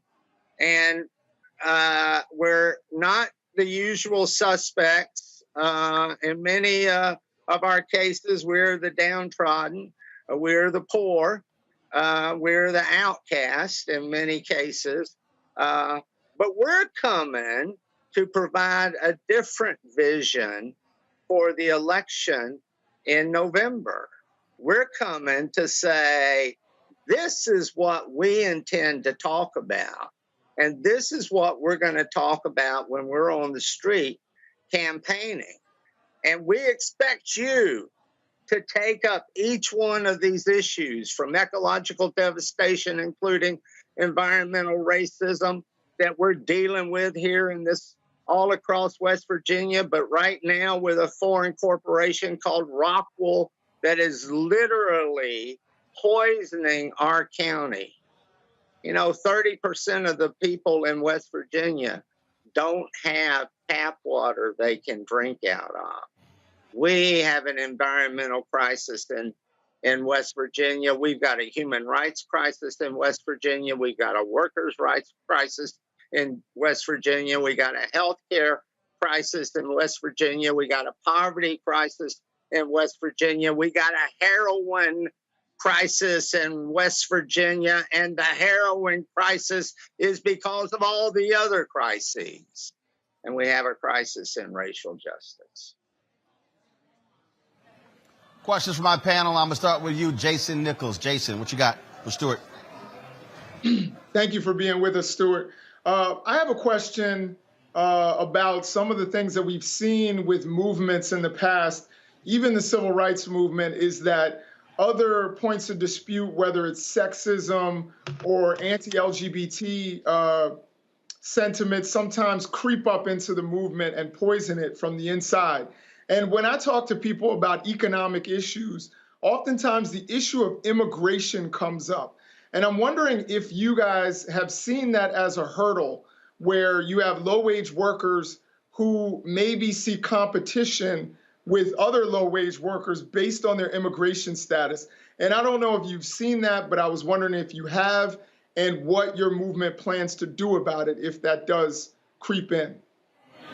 Well, no, we haven't seen it as far as I'm aware. And we are very active in Arizona and California, and increasingly active in Texas and New Mexico, where you would be most likely to see that. In fact, there is a lot of unity between recent immigrants, not so recent immigrants, and Mexican Americans, or Tejano people, or Chicano people, Latino people who come from long families that were always in what we now call the United States. And I wouldn't want to speak for Latino people on this question, but it's what we all see when we're part of an oppressed group. If you're brown in some counties in Texas and Arizona, and it wasn't long ago that the sheriff of Maricopa County was proud of this, Joe Arpaio. If you're brown in some counties in the United States, the Anglos, who are the law enforcement, don't care if your family goes back 1,000 years in that county or 2 days. You are lumped in with brown people, and that includes immigrants. So I don't think, and of course I come from the labor movement as well, and I've been involved with a lot of organizing of Latino workers. And the truth of the matter is, it is much, much easier to bust up the union if you're able to separate the native born from the immigrant people in a workplace. And so the answer here is unity. And that's to get sort of underneath your question, Jason. The organizing principle, the glue, the core of the Poor People's Campaign is the love that our holy scriptures talk about. The prophets of the Old Testament, and particularly Jesus of the New Testament. And that, if you're a red letter Christian, and you focus on what Jesus said, it's pretty easy to see that Jesus was about love for everyone. And that's the unifying principle. Sorry to go on. And I'm very grateful for this. Julian, your question. Stuart, first of all, thanks for being with us. I look forward to seeing you out on the streets on Saturday. Reverend Barber is my brother and my dear friend. You outlined a number of things at the beginning of when you started talking to Roland about the West Virginia crisis. You talked about water, heroin, a laundry list of things that were happening. But help me reconcile that with the low voter turnout in West Virginia. In 2018, only, I think 26% of people voted in the primary. This May, only 22%. Or maybe 23%. So it went down. So you have the mansions of the world extracting surplus value using predatory capitalism as their crutch. But you have the poor people of West Virginia who are allowing that to happen by not coming out to vote. Help me with the issue of voter participation in West Virginia. Part of it is our fault. When I say our, I mean the Democratic Party's, state Democratic Party's fault. The state Democratic Party is much too close to Joe Manchin, and we're working to change that now. We're working quietly, the way you work in an institution, to change that now. And of course, we have campaigned as hard as we possibly could against Manchin. But look, Manchin is doing in West Virginia what he's doing across the country. He is depressing Democratic voters. He is undercutting the message. He is saying, I by myself will not allow these changes that the people of America want. And so his love of the filibuster has had a serious effect. And I'm telling you, the president and the senior Democratic leadership needs to understand that they cannot see how deep the hurt is, the damage that Manchin is doing just by looking at the legislation that doesn't pass. He's not only causing despair, but he's also causing distrust. And of course, undermining the agenda and hurting the whole nation. So a lot of the problem is the party, which has been until recently owned by Manchin. And it's also, our state, for a lot of reasons, is not well organized at the grassroots. Of course, the United Mine Workers were a wonderful and powerful union and a powerful force for progress in the state. But there are very few underground coal mines left, and almost none of them are union anymore. And so we've lost that advocate for justice. And so, we work at it as we can, but we're building from our senior groups. We're building from our churches. We're building from our Quaker meetings. We're building from our NAACP chapters. We're building from where people who cherish the common good and believe, as Woody Guthrie once said, there's only one definition of God in the Bible, and that is God is love. And so we're taking where people. Stuart, I'm running out of time. I got to go to Jeff, the Reverend Jeff Carr, with the final question. And so, Jeff, go ahead. Sure. Thanks, Stuart, for your work, man. Thanks for everything that you're putting out into the world. And thanks for just being on the ground.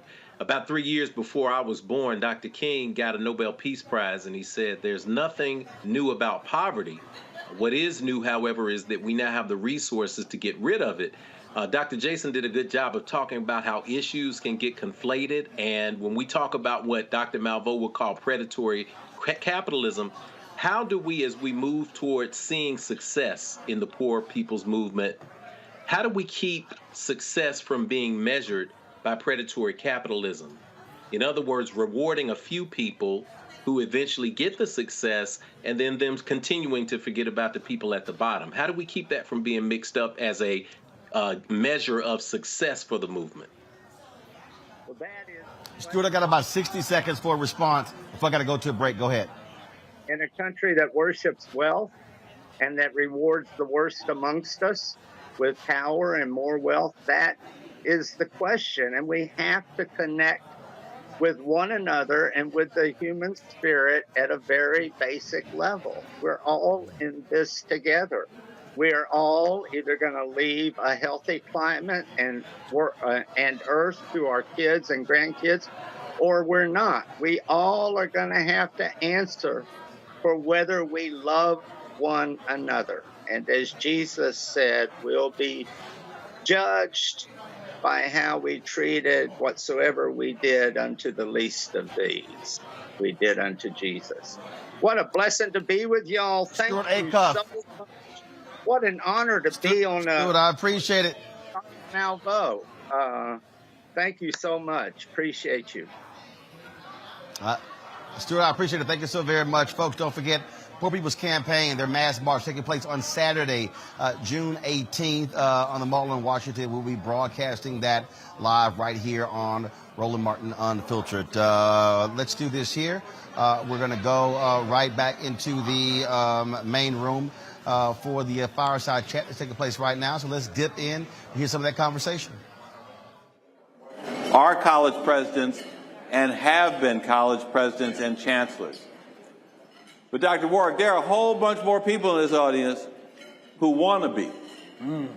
And so I'm wondering what you think the characteristics of a 21st century black college president must be, how that differs from some of those presidents you were looking at between 1940 and 1960, when, by the way, there were still institutions that were getting a black college president for the first time, including Fisk University, which didn't get their first black college president until the mid-1940s. Yes.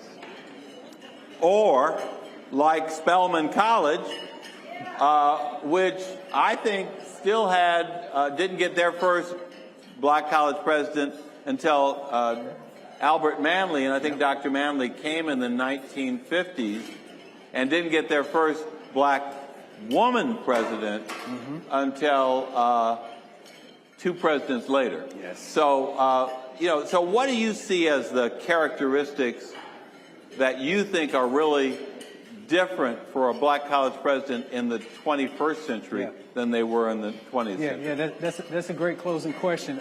Let me take a point of privilege and talk about some things that I think are the same, and then I'll say some things that are different. Okay. First thing that I think is the same, critical, based on history, is that it's for academic leaders, presidents, to understand history, right? You have to understand institutional history, but you also have to understand the social history of your institutions, right? Because our institutions do not operate within a vacuum. They're very much considered and connected to the local community. So when you understand the social history, you understand the community's history. When you understand the community's history, you understand the people's history, and then your leadership puts people first in making your decision instead of the institution first. That's historically true and applicable to today. Very good. You quick on your feet, Doc. Okay. But let me give you a difference for our current leaders and for our aspiring black college leaders. And it certainly has to do with technology and how fast you have to respond to the issues today compared to in the 1950s and 1960s.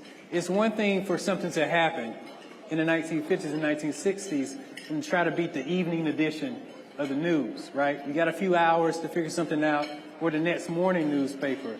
Now, you're a tweet away from going viral when you're in a meeting and don't even know what's happening. And you've got to be able to be connected in a way and understanding of the way of how to respond quickly, but also with the same level of care that those presidents have had in the past. And that's a big challenge. But if you're not thinking about how to be quick on your feet, right, how to have a meaningful response that really puts what it means to lead a black college forward, but how do you do that in every variety of way that may come up, especially based on technology today?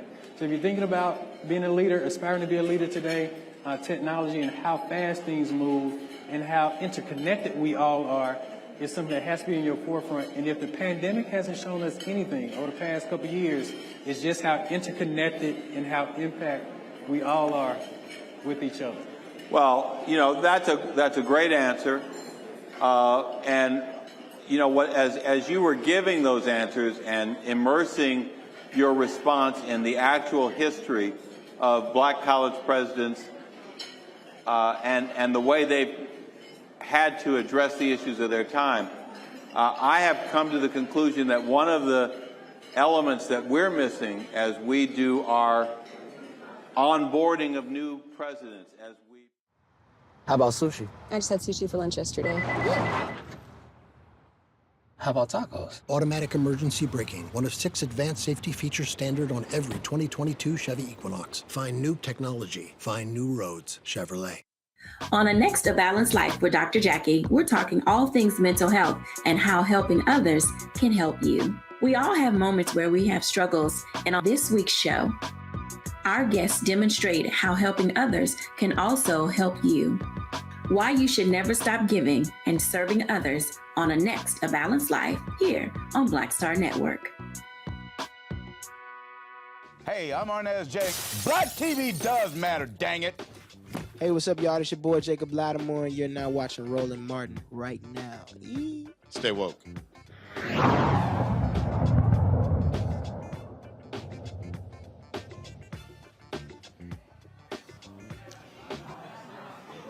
All right, folks, welcome back to Atlanta for the UNCF 2022 Unite Summit for Black Higher Education. We're joined right now by the president of St. Augustine's College in Raleigh, North Carolina, Dr. Christine Johnson McPhail. Glad to have you here. Fairly new in the seat.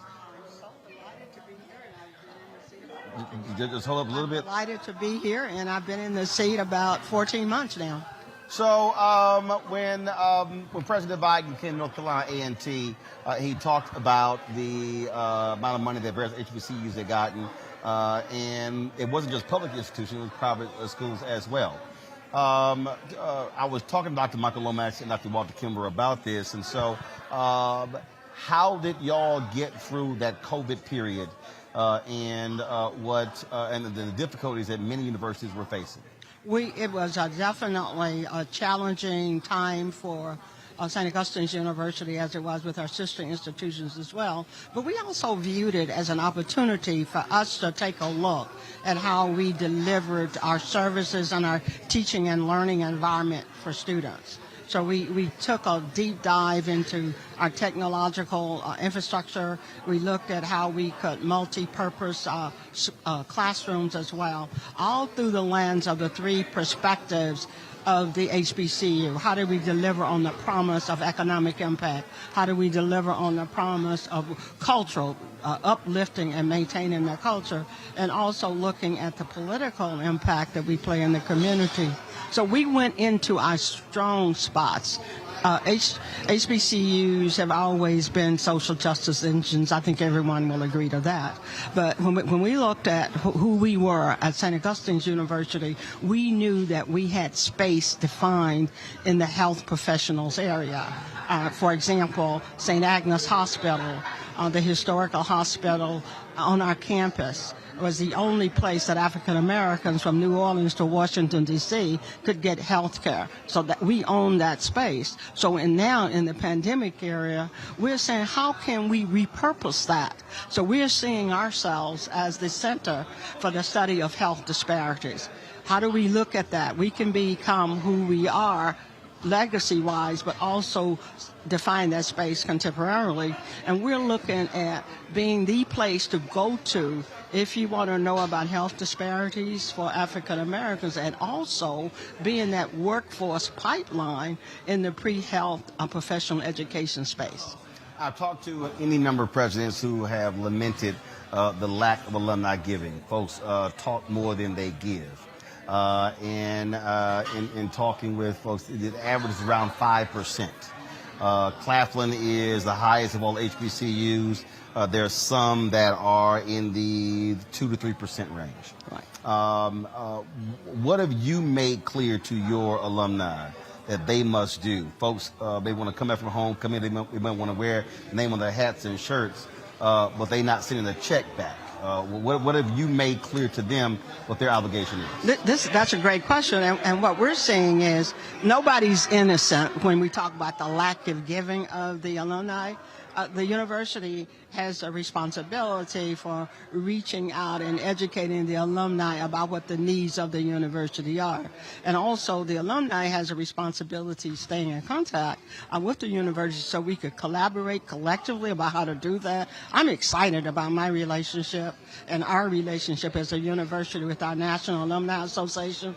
Matter of fact, in a couple of weeks, the National Association of Alumni will be on campus. We're presenting them our strategic plan, identifying specific asks that we want our alumni to know about. For example, technology is a big issue, particularly inside of our classroom. We want 15 or 20 more smart classrooms, so we're being very specific with the alumni and say, here's a gift that you can give. Give us a classroom, smart classroom, $20,000. So we have a list that we're going to engage in that conversation with them, tell them what our plans are, and then help them see where we are, and then we'll talk about how they can specifically give. They're excited about the conversation as well.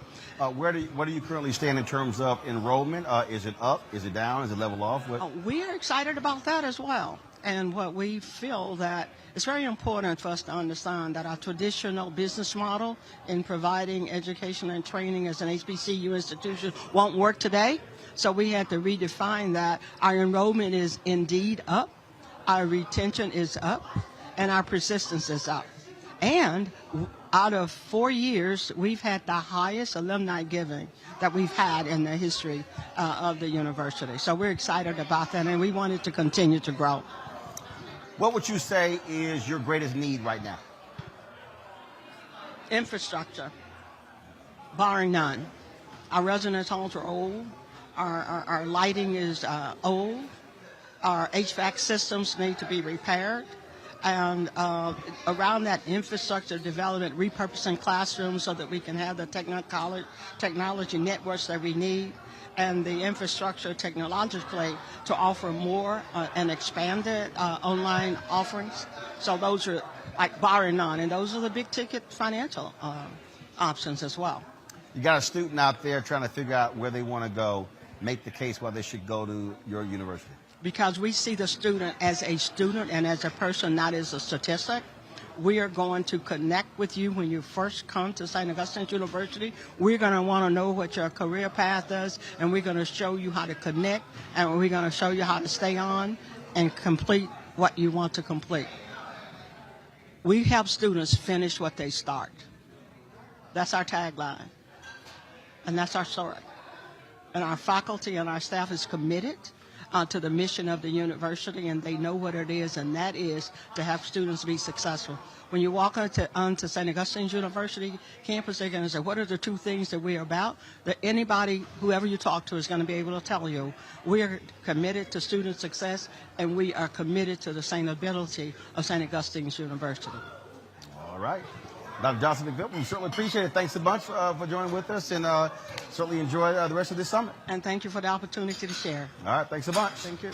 All right, folks, let's talk about what happened in the nation's capital today. Second hearing dealing with the January 6th committee. It was high drama, and we probably, this is where we can use my hashtag. We tried to tell y'all Trump was a grifter. The committee laid out that essentially he just took $250 million from donors for no purpose whatsoever. And there's no committee. There's no legal defense fund. Here's some of today's testimony.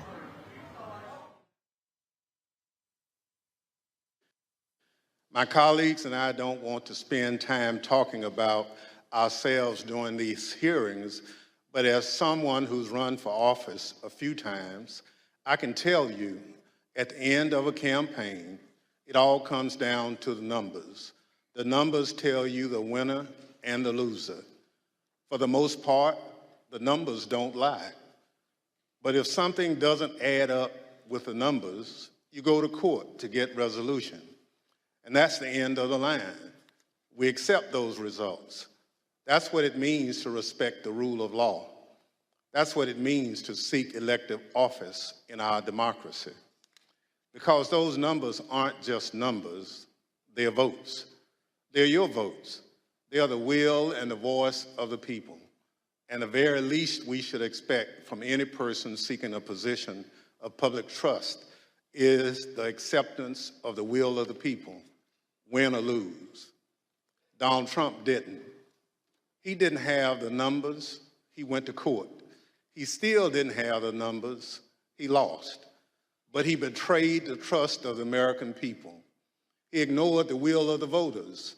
He lied to his supporters and the country. And he tried to remain in office after the people had voted him out, and the courts upheld the will of the people. This morning, we'll tell the story of how Donald Trump lost an election and knew he lost an election, and as a result of his loss, decided to wage an attack on our democracy, an attack on the American people by trying to rob you of your voice in our democracy, and in doing so, lit the fuse that led to the horrific violence of January 6th, when a mob of his supporters stormed the Capitol sent by Donald Trump to stop the transfer of power. Put my panel in here. Jason, it was a hilarious day. I mean, here's the deal. This is what we are seeing. And this dude is grifter in chief.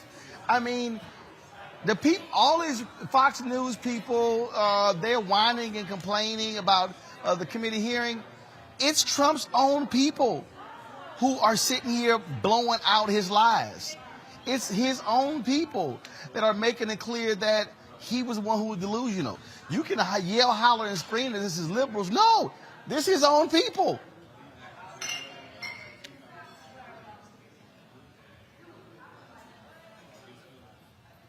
Jason, you're on mute. Jason, you're on mute. Jason, you're on mute. Sorry about that. And man, I was just really into it. Look at you, University of Maryland. You can't even work the mute button. Go ahead. Oh, okay. No, I'll just say that, the interesting thing about the Fox people is that they're all wrapped up in this. They were the ones texting him knowing it was wrong. So, they're clearly aware of Donald Trump's lies. And, when you look at all of the things that have come out, Bill Barr basically saying, of course, we all know he said that it was all BS, but Bill Barr also throwing water on Dinesh D'Souza's film, the 2000 Mules, which, by the way, I also threw water on when I interviewed him on my podcast, showed him. And even my conservative counterpart was like, this doesn't add up. So, I mean, it was comical. And it's kind of sad that some of these people, and I've looked on Twitter, it seems like they are silent about the fact that he took that $250 million, said he was going to pay for legal expenses, and just used Rudy Giuliani, and and there was basically pocketed the money. I mean, there's no accounting for that money, and you would think that people would be livid about that. But we'll see how things shake out and how people actually respond to it, knowing that their money, they're in a time where they're complaining about inflation. They're complaining that they can't actually fill up their gas tanks. We all are. But yet, they gave their hard-earned dollars to Donald Trump, and he pocketed it, a guy who's worth billions. So I'm wondering how those people in West Virginia will be able to deal with that, with knowing that. Those people in Alabama who don't have a lot of money or working on fixed income but believe in Donald Trump's lies, number one, knowing that it's a lie, and number two, knowing that he took their money. The billionaire Manhattan socialite took the working class guy in Alabama and in Mississippi, took their money and basically grifted them. We'll see how they react to this. Look, Jeff, I said point blank, if you were dumb enough to send any money to Donald Trump, you deserve to get ripped off. If you were that stupid to send that fool any money for a legal defense team for no reason whatsoever, okay, he lost the election. And these idiots are running around saying, oh, the Dominion machines lie. I mean, we had lie after lie after lie. And the thing that got me the most, his own people were afraid to tell him, like, well, no, sir, I just disagree. Nobody had the sense to say, Trump, shut the hell up. You sound like a damn fool. You lost. Well, you know, he got rid of the people who were trying to tell him that it was idiotic. Bill Barr testified to that. Bill Barr's testimony was so full of expletives that they just had a continual bleep button because he told him that this was not going to work. But as Dr. Jason said, he started turning to people like Rudy Giuliani. As far as the people who supported Trump in this grifter scheme, I think about the song from DJ. You know, it's hard out here for a pimp when he's trying to get this money for his rent. And these people out here are buying it hook, line, and sinker. I talk about it all the time. There's a difference between fact and belief. Once you convince somebody to be a believer, they no longer care about the facts. It harkens back to what Dr. Kimbrough was saying, brother Dr. Kimbrough. He was saying that he's got numbers in front of him, and you're trying to tell people about what BCUs are dealing with, and they're still saying, no, I don't believe that. And listen to the language, I don't believe it. Trump was able to convince people that somehow he was robbed of an election. These people still believe it, even to this day, because they are true believers. Everybody else is a non-believer. They got $250 million that they put into his account. He's not going to have to account for it to the people who believe in him and believe in the nonsense. And he's just sitting back saying, Ariza, should I save her? And all the people who follow him are screaming with their dollars, throwing at him, I want to be saved. So when you get people who will give their money behind belief in this way, it's hard to feel sorry for them in the end, because everybody with common sense and facts has been saying this all along. And now you got, and you have to deal with it. Matthew Morgan was a Donald Trump campaign lawyer, and even he said his ass lost. Watch this. Yep. Generally discussed on that topic was whether the fraud, maladministration, abuse, or irregularities, if aggregated and read most favorably to the campaign, would that be outcome determinative? And I think everyone's assessment in the room, at least amongst the staff, Mark Short, myself, and Greg Jacob, was that it was not sufficient to be outcome determinative. Julian, they were dealing with a childish idiot who could not accept the fact that he took a big-ass L. There you go. You know, this has been fascinating. I almost didn't get out of my house this morning trying to watch this and make my lift and do all that, because it was fascinating. The fascinating thing about it, let's call one name, Rudy Giuliani. When the guy said, the dude was clearly inebriated, talking stuff, let's just say we won. Let's just say we won. So you got a drunk fool and a quasi-sober fool. So you had a conference of fools, essentially, with all the other people saying, excuse me, but you lost. Excuse me, but you lost. But he didn't want to hear it. But the bigger thing is, we look at the people who gave him money, $250 million. $250 million. And this is a wealth transfer transfer from the poor to the wealthy. But I'm not sure how wealthy Donald Trump is, because I think he needed that $250 million. I mean, when we have yet to have the full accounting of what he's worth, what he lost, what he stole, but just the whole fascinating layer of this. I commend Liz Cheney. I have new respect for her, and Benny Thompson, who's been doing a really great job. But the most important thing here is that there's some Americans who are fools. So Rudy and the Orange Orangutan had their little fools conference. There were enough people with $250 million to want to join the Council of Fools to say, we're going to support this man who has never supported us. I mean, it sort of echoes the question that I raised with our previous guest, with the brother for West Virginia. How do you vote against your own self-interest? Donald Trump puts himself out there as a man of the people. What people? The fact is that, you know, you poor white people, he's not going to have his grandchildren playing with your children. He's not going to have you at Mar-a-Lago. He looks down on you. He has commodified you, and he has taken whatever he can from you.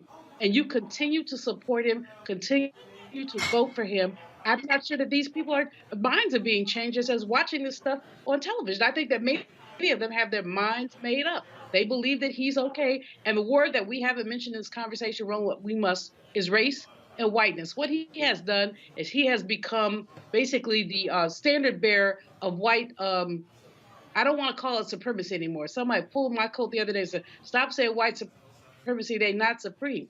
But, you know, white idiocy to think you're supreme. But he's the white man, and because he's the white man, you see all kinds of insanity, like someone who voted against Juneteenth because they said having Juneteenth was like having critical race theory. I mean, give me a break. But this is the ideology that has been promoted by the Orange Orangutan. But Jason, Jeff, and Julian, and this will be the final round of questions here. The thing that as I'm watching this, and I get it how they are structuring this. It's now coming across if it's a second impeachment, and I get how they are methodically laying this out, but I still believe that one of the biggest mistakes is making January 6th all about Donald Trump and not the fact that you have an entire party, you have more than 150 House members. You've got U.S. Senate members who went along with this, who were very much involved, and those folks are still in power. If you keep trying to make this just about Trump, Jason, it isolates him from the other individuals. When what we're dealing with January 6th is an entire party apparatus that now is beholden to the obscene craziness of this delusional man. I couldn't agree more. And, you know, I think Trumpism in some ways is outgrowing Trump. When you look at some of the primaries, of course, the primary in, I believe it was Tennessee, the primary certainly, or Nebraska, I'm sorry, and the primary that we saw in Pennsylvania, where, you know, his endorsements weren't working. He got booed on that tour with Bill O'Reilly. I think Trumpism is starting to outgrow Trump. And I think that, though, that this committee is building up to this. They're going to talk about the 10 or so GOP House members, and I think even maybe Senate members who were looking for preemptive pardons from the president, from the former president. So I think they're going to build up to make this bigger than just Donald Trump, but also to show that he is the orchestrator. And I think that they also recognize that he is eyeing 2024. So I think you have to take him down to a certain degree and show the threat that he is to democracy. And, you know, that's necessary because I think for his ego, he really wants to be president, and he will come back in 2024. And if you don't take him down, I think he's got a chance. So I think that they see it as a patriotic duty. Go ahead. Sorry. But I think here, Jeff, is that, look, they are running people for secretaries of state, election supervisors. They are trying to put in the infrastructure to control electoral outcomes. This thing is not Donald Trump. Yes, Trump was the ringleader, the circus master behind all of this, the one who was sitting here doing all the crazy things. But the reality is this thing has infected, it has affected, and it's going to have an effect on the 2022 midterms and 2024. And so that's why it solely cannot just be about him. Well, absolutely. I think to Dr. Jason's point, Trumpism is particularly dangerous because he holds the cards psychologically. A lot of these people who are organizing the Republican Party now and organizing in every space, we're talking about from the presidential appointment of judges across the board to state houses redrawing election lines and gerrymandering districts that were primarily Democratic before. We've seen that's happening in Tennessee. We've also seen that, as you said, they're electing officials, Republican committee members locally. They're even organizing to run candidates and to fund them with dark money to run for local school boards. So this is a complete systemic taking over the Republican Party. And yes, at some point, the Trumpism is outgrowing Trump. However, we can look at this two different ways. Number one, if we focus the January 6th hearings on Trump alone, you could actually give him martyr status, and you could actually make this movement worse.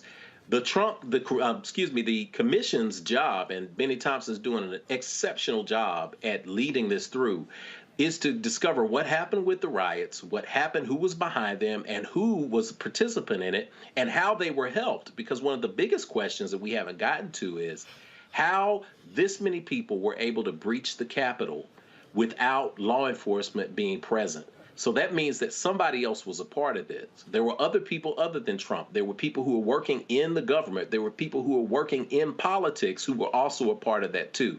So it's my hope that this is going to expand and we are going to be able to catch the people who are culpable, hold them accountable. Even while we see the images of this riot, keep in mind that in spaces like Tennessee, the Republicans are launching initiatives to make it a felony for homeless people to camp or to hang out in governmental spaces. Notice that many of the people who were arrested in the January 6th riots, they are charged with misdemeanors. Why is that important? Because if you're a homeless person who gets their life together, but you were convicted of a felony of sleeping on the state capitol or protesting on the state capitol, you no longer have a vote. Meanwhile, many of the images and the faces that we see represented in this riot, because they're charged with misdemeanors, they will be able to vote and hence look toward 2024. So it's a delicate balance. We want to make sure that we don't turn Trump into a deeper folk hero with the people who believe in the Trumpism, and then we were able to, at the same time, share the blame, share the responsibility, and convict everyone who had a role in making this happen. As I look at this thing unfolding, Julian, again, when you look at the Steve Bannons of the world and what their strategy is, I mean, these people are sick and demented. But what they are doing is they are mobilizing and organizing. That's exactly what I said on Tiffany Cross's show on Saturday. I think, folks, if you missed it, you can see it on our YouTube channel or the Black Star Network app. But that's where they are. And you can watch this, and folks can be tweeting about it and posting about it. But the reality is we're going to have to understand that these folks are playing for keeps. They're not joking around, and we've got to be there as well. Roland, it's a mistake to think of 2016 election as the beginning of Trump. I think we have to go back to 2008 and look at the election of President Barack Obama as the beginning of Trump. Gotta go back further. Gotta go back further. I agree with you. Gotta go back further. I want to start. Oh yeah, Trump is nothing more. First of all, Ronald Reagan was simply an outgrowth of black success in the 70s. And he ran on a white nationalist platform as well. Donald Trump is simply a continuum in this whole thing that I call white fear. But you're absolutely right. It was the election of Obama that actually caused these white people to go, oh my God, America is changing. Demographics are changing. And so, absolutely. And Donald Trump is their great white hope. He is their Jerry Cooney to Larry Holmes. You know, he precisely is exactly that, and he's been that, and he's played that. Remember him coming down that elevator, escalator, whatever it was, talking about Mexicans, calling Mexicans rapists. He has used the race card throughout. He's used it throughout his career as well, even as he sucked up and grinned at black people. I met Donald Trump actually at a party for Maya Angelou that Oprah held in Florida. And it wasn't at Mar-a-Lago, but it was somewhere. And he was there, grinning and smiling. But, you know, he's always used black people, black symbols to get access. But he has never been about black people. We know that. We know all of this. But here's what we don't. One thing I want to say to Jason, you say that he's doing this stuff for his ego. Jason, he's doing this stuff for his pocketbook. I mean, he has figured out a way to make money out of politics. The $250 million is just the tip of the iceberg. Praise the Lord to Tish James. Praise her for going after the details of this man's money. When we finish, we will find out that not only has he looted the United States Treasury, but everything else he could put his sticky fingers in and pull some money out of. So his ego, yes, but really his economics, because he's not the financial genius that he would let us believe that he is. Instead, he's basically no better than one of the homies from the hood who will snatch your pocketbook out while you're standing on the corner with your bag unzipped. We need to really deal with this, and it is, you know, beyond. Trump may have outgrown Trump, but Trump becomes their symbol. The people who would replace him will be like the DeSantises of the world. And that's scary too. What we have to really deal with is what our country is looking like and how we can educate our working class white brothers and sisters. And Reverend Barber is doing a great job of it, but there's just not enough of them who will even go to a poor people's campaign. Because guess what? They don't believe they poor. They may be broke. They may have to pay $5 plus for gas, but they still think they're better than us and that they have whiteness in their back pocket. Right. Right. All right, Jason, Jeff, and Julian, we certainly appreciate y'all being with us on today's panel. Thank you so very much. Going to go to a quick break. I'm going to come back with some sad news from one of the people in our Blacking Missing segment. We'll be right back, live from Atlanta at the UNCF 2022 Unite 2022 Summit for Black Higher Education. We'll be back in a moment. On the next A Balanced Life with Dr. Jackie, we're talking all things mental health and how helping others can help you. We all have moments where we have struggles, and on this week's show, our guests demonstrate how helping others can also help you. Why you should never stop giving and serving others on a next A Balanced Life here on Black Star Network. On the next Get Wealthy with me, Deborah Owens, America's Wealth Coach, you'll hear from Elizabeth Davis. She left a flourishing career in the construction industry to build her own business using her same skill sets. And oh, by the way, now a multi-million-dollar business. Every day I was looking at my numbers rather than looking at them weekly or monthly. When you're first starting your business, my recommendation is look at your numbers every day, because are they balancing out each day? If they're not balancing out for 3 days in a row, that means your week is going to be off. That's right here on Get Wealthy, only on Black Star Network. Hey, what's up, everybody? It's Godfrey, the funniest dude on the planet. Hi, I'm Israel Houghton. Apparently, the other message I did was not fun enough. So this is fun. You are watching Roland Martin, my man, Unfiltered.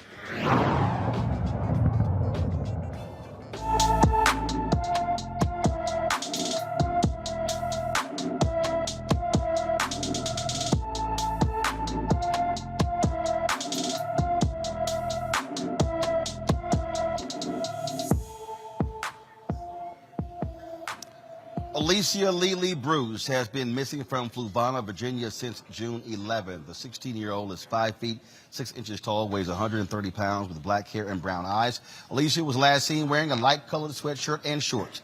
Anyone with information about Alicia Lily Bruce should call the Fluvanna County, Virginia Sheriff's Department at 434-589-8211, 434-589-8211. Folks, we have an update about a previous black and missing we told you about last month. Police in Houston, Texas, believe that 24-year-old California native Felicia Marie Johnson, who went missing on April 15th of this year, is dead. Murder and tampering with evidence charges have been filed against Chukwuebuka M. Bodoa. He's still at large. He apparently knew the victim. And so, again, charges have been filed against him. The correct spelling on his name is CHUKWUEBUKANWOBODOA. If you have any information regarding him, you should contact either the LAPD or the Houston Police Department. And say, again, that's the sad news there on Felicia Marie Johnson. They believe she passed away. Folks, when we talk about the 6 members of the Haitian Special Olympics team gone missing, now a 7th is down missing. 25-year-old Louis Jacques Wilgens was last seen on Saturday at the Disney All-Star Sports Resort around 4:30 p.m. He was scheduled to fly back to Haiti on the following Sunday. He was last seen wearing red sandals, blue jeans, and a white Special Olympics shirt with Haiti written on it. Osceola County Sheriff's Office urges anyone that contacts Wilgens to check his well-being and immediately get in touch with authorities. Now, the search continues for the 6 members of the Haitian Special Olympic delegation team. Now, no foul play is suspected in the disappearance of these 7. And so we will certainly give you any update when we come across that. All right, folks, that is it for us as we broadcast here from Atlanta for the UNCF Unite 2022 Summit for Black Higher Education. As I said, folks, we're going to be broadcasting tomorrow as well. I'll be carrying some of the plenary sessions, so you want to download the Black Star Network app to catch the latest, and be sure to set your alert. You can do so. It's on all available platforms: Apple phone, Android phone, Apple TV, Android TV. We have Roku, Amazon Fire TV, Xbox One, and Samsung Smart TV. So check all of those out. You can also, of course, support us in what we do by joining our Bring the Funk fan club. All of your resources go towards this show. Check in money orders sent to P.O. Box 57196, Washington, D.C. 20037-0196. The Cash App is $RM Unfiltered. PayPal is R Martin Unfiltered. Venmo is RM Unfiltered. Zelle is Roland at RolandSMartin.com. Roland at RolandMartinUnfiltered.com. All right, folks, and that is it for us. We certainly appreciate you being with us, and we will see you tomorrow right here from Atlanta with the UNCF and their Unite 2022 Summit for Black Higher Education. Thanks so much. Holla!